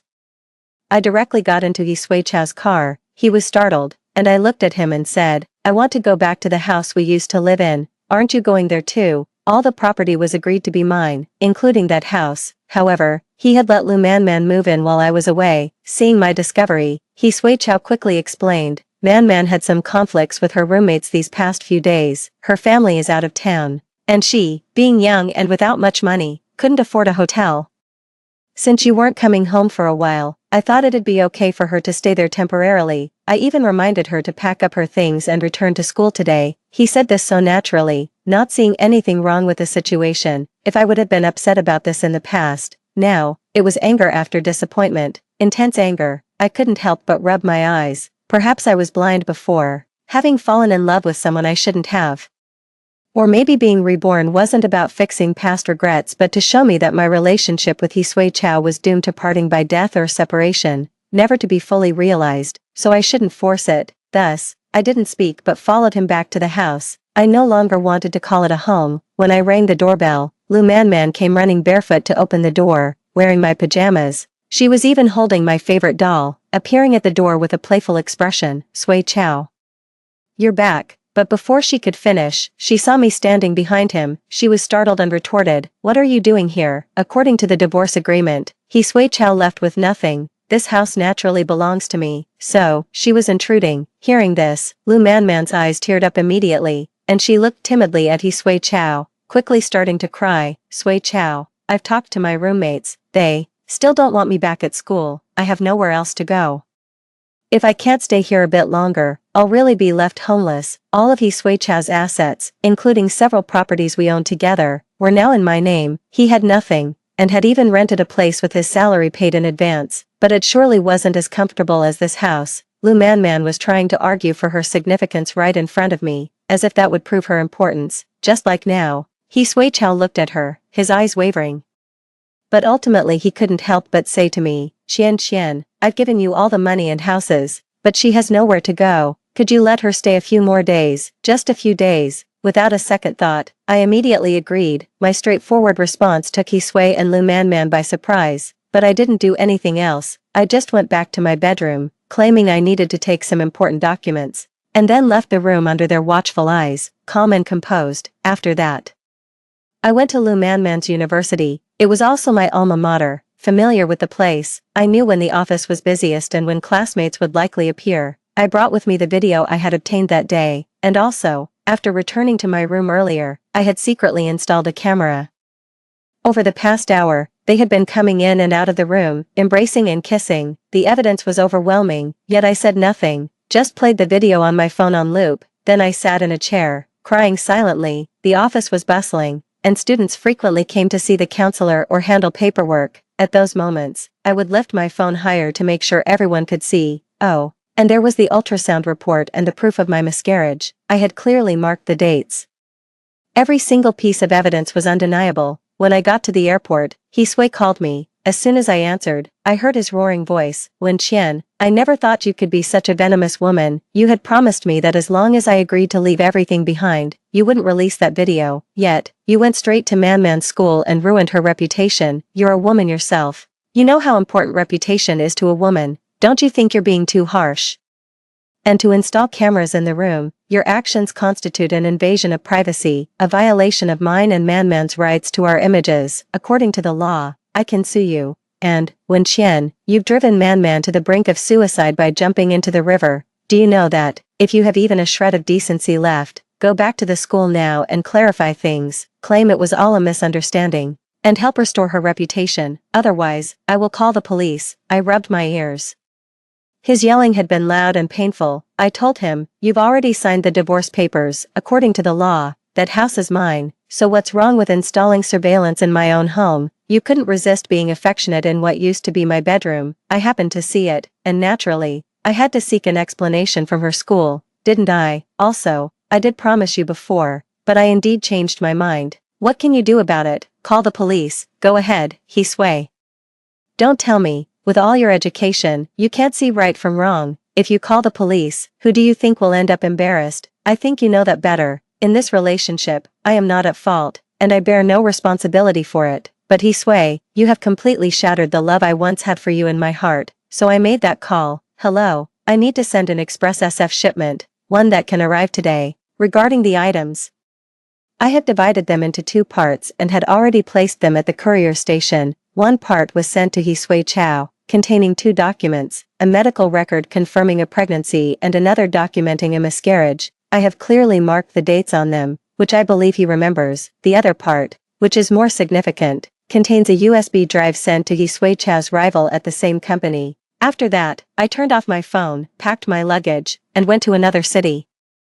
I thought about it for a long time. The bond with Hisui Chao deepened because of that flood. Similarly, in my previous life as a spirit, I stayed by Hisui Chao's side and remembered most of what happened in the following years. For instance, in 2 months, this city will experience heavy rainfall followed by a major flood, though not as severe as the one 5 years ago. Still, it will cause considerable damage, collapsing houses and resulting in deaths. Knowing the time and place, I came here and wrote many anonymous letters, ensuring my own safety, and sent them to the local emergency management bureau. I researched extensively and wrote the letters formally, suggesting preemptive warnings and precautions, advising the evacuation of residents to minimize casualties. In short, I did my utmost to save those people, and I never left. During this time, Hisui Chao called me many times, but I did not answer. I didn't read any of his messages either. After so many years together, understanding each other's personalities well, the package I sent the day I left was enough to leave him with a lifetime of guilt. The child that was once eagerly anticipated, the day she was discovered, her father was with another woman, and the day she left, her father also abandoned her mother, taking another woman with him. So, guilt, a troubled conscience indeed. He called and repeatedly said sorry in his messages, ultimately to make himself feel better. And why should I give him that chance? I am somewhat spiteful, unable to learn forgiveness, only wishing that he is unhappy for the rest of his life. But I never expected that there would come a day when we would meet again. On the day of the flood outbreak, official evacuations had already been arranged, yet some people refused to leave, needing help. I used my memories from a past life to locate those who had been trapped for a long time. I went days and nights without sleep, just when I thought it was almost over. I realized the last person I saved was Hisui Chao. He was clinging to a piece of driftwood, having swallowed several mouthfuls of water, continually calling for help. He was also holding a child, who wore a blue dress and clung tightly around his neck, crying in fear. I am somewhat spiteful and wanted to ignore him, but I couldn't pretend not to see the child. Over these 5 years, I had learned to swim and picked up some life-saving skills these past few days, successfully rescuing them. The moment I was saved, Hisui embraced me tightly. Qian, I remember everything now. outside the hospital, He Sui stood in front of me. He was still in his wet clothes, looking disheveled and miserable. Qian, when did you remember? I interrupted him before he could continue. He Sui opened his mouth, then couldn't help but let out a bitter laugh. He said, I've been having dreams about it for a long time. Later, when I met Lu Man, I thought she was the girl in my dreams. Then, when we were about to divorce, I dreamt almost every night, but I couldn't make out the face in my dreams. After getting the divorce papers, Lu Man jumped into the river, and I jumped in after her. That night I got a high fever and was hospitalized. Then I saw the medical report you sent, and that night I dreamt a lot. I still couldn't see the face clearly, but I was sure the girl in my dreams wasn't Lu Man. Later, some memories slowly started to come back. This city was about to flood. I wasn't sure if it was real or just a dream, so I wanted to verify it, and indeed, I encountered the flood. When I was swept into the flood, I saw a little girl in a blue dress, much like the girl from my dreams. At that moment, I closed my eyes, and your image appeared in front of me. He paused, then suddenly laughed, as if mocking himself. Then, it was like a lifetime passed in my mind, and this lifetime I begged for a long time to finally achieve completeness, but in the end, I still lost it. By the end of his words, He Sui was in tears, his eyes a mix of resentment and sorrow as he tried to reach out to touch me, but I avoided his touch. He Sui, I also thought this lifetime was a chance given by fate for you, but I never imagined, maybe this is fate telling me that separation by death is our destined outcome. In death, we remain in each other's memories as the beautiful images we once were. But now that we are both alive, the sacred feelings we once held have been degraded by you. He Sui, regret isn't enough to start over again. There's no future for us. When he claimed to be Lu Man's boyfriend, when I was pregnant. Yet he found excuses to be with Lu Man when I had a miscarriage, and he was still with Lu Man, and many other nights that I didn't know about. Those disgusting nights are absolutely intolerable. Listening to my words, tears slid down He Sui's face as he shook his head incessantly. Qian, I just chose the wrong person, but from the beginning to the end, I loved you, so what? Should I just forgive your betrayal? But I couldn't do it. Couldn't be magnanimous and forgive him who once betrayed me, so I told him, because you betrayed me first, I want you to leave with nothing, and I even used your worst enemy to make you completely lose your job. All your efforts over the years are destroyed, and now you have nothing. This is your punishment, and all your current pain and regret, every night for the rest of your life. You will remember them in your midnight dreams. He Sui, I will not forgive you. And neither will the child who was supposed to come into this world and leave. From now on, you will live a life of pain and regret. I plan to continue pursuing my own dreams, traveling the world. I've seen it all. With a hefty balance in my bank account, I have enough to support my dreams without struggling in place. Occasionally, I receive news from old acquaintances. He Sui Chao and Lu Man ultimately broke up. I caused a scene at her school.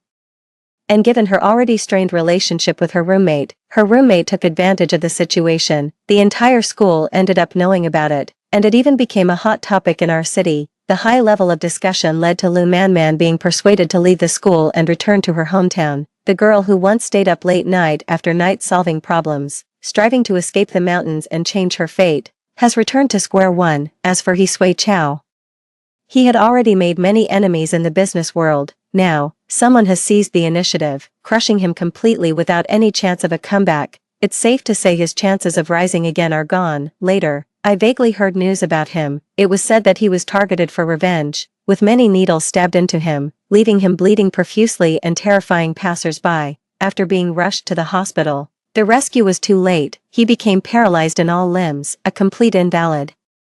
But none of this concerns me. I am in another country, in a place where spring is in bloom, watching the rivers flow and the mountains stand majestic. My life, perhaps, is just beginning.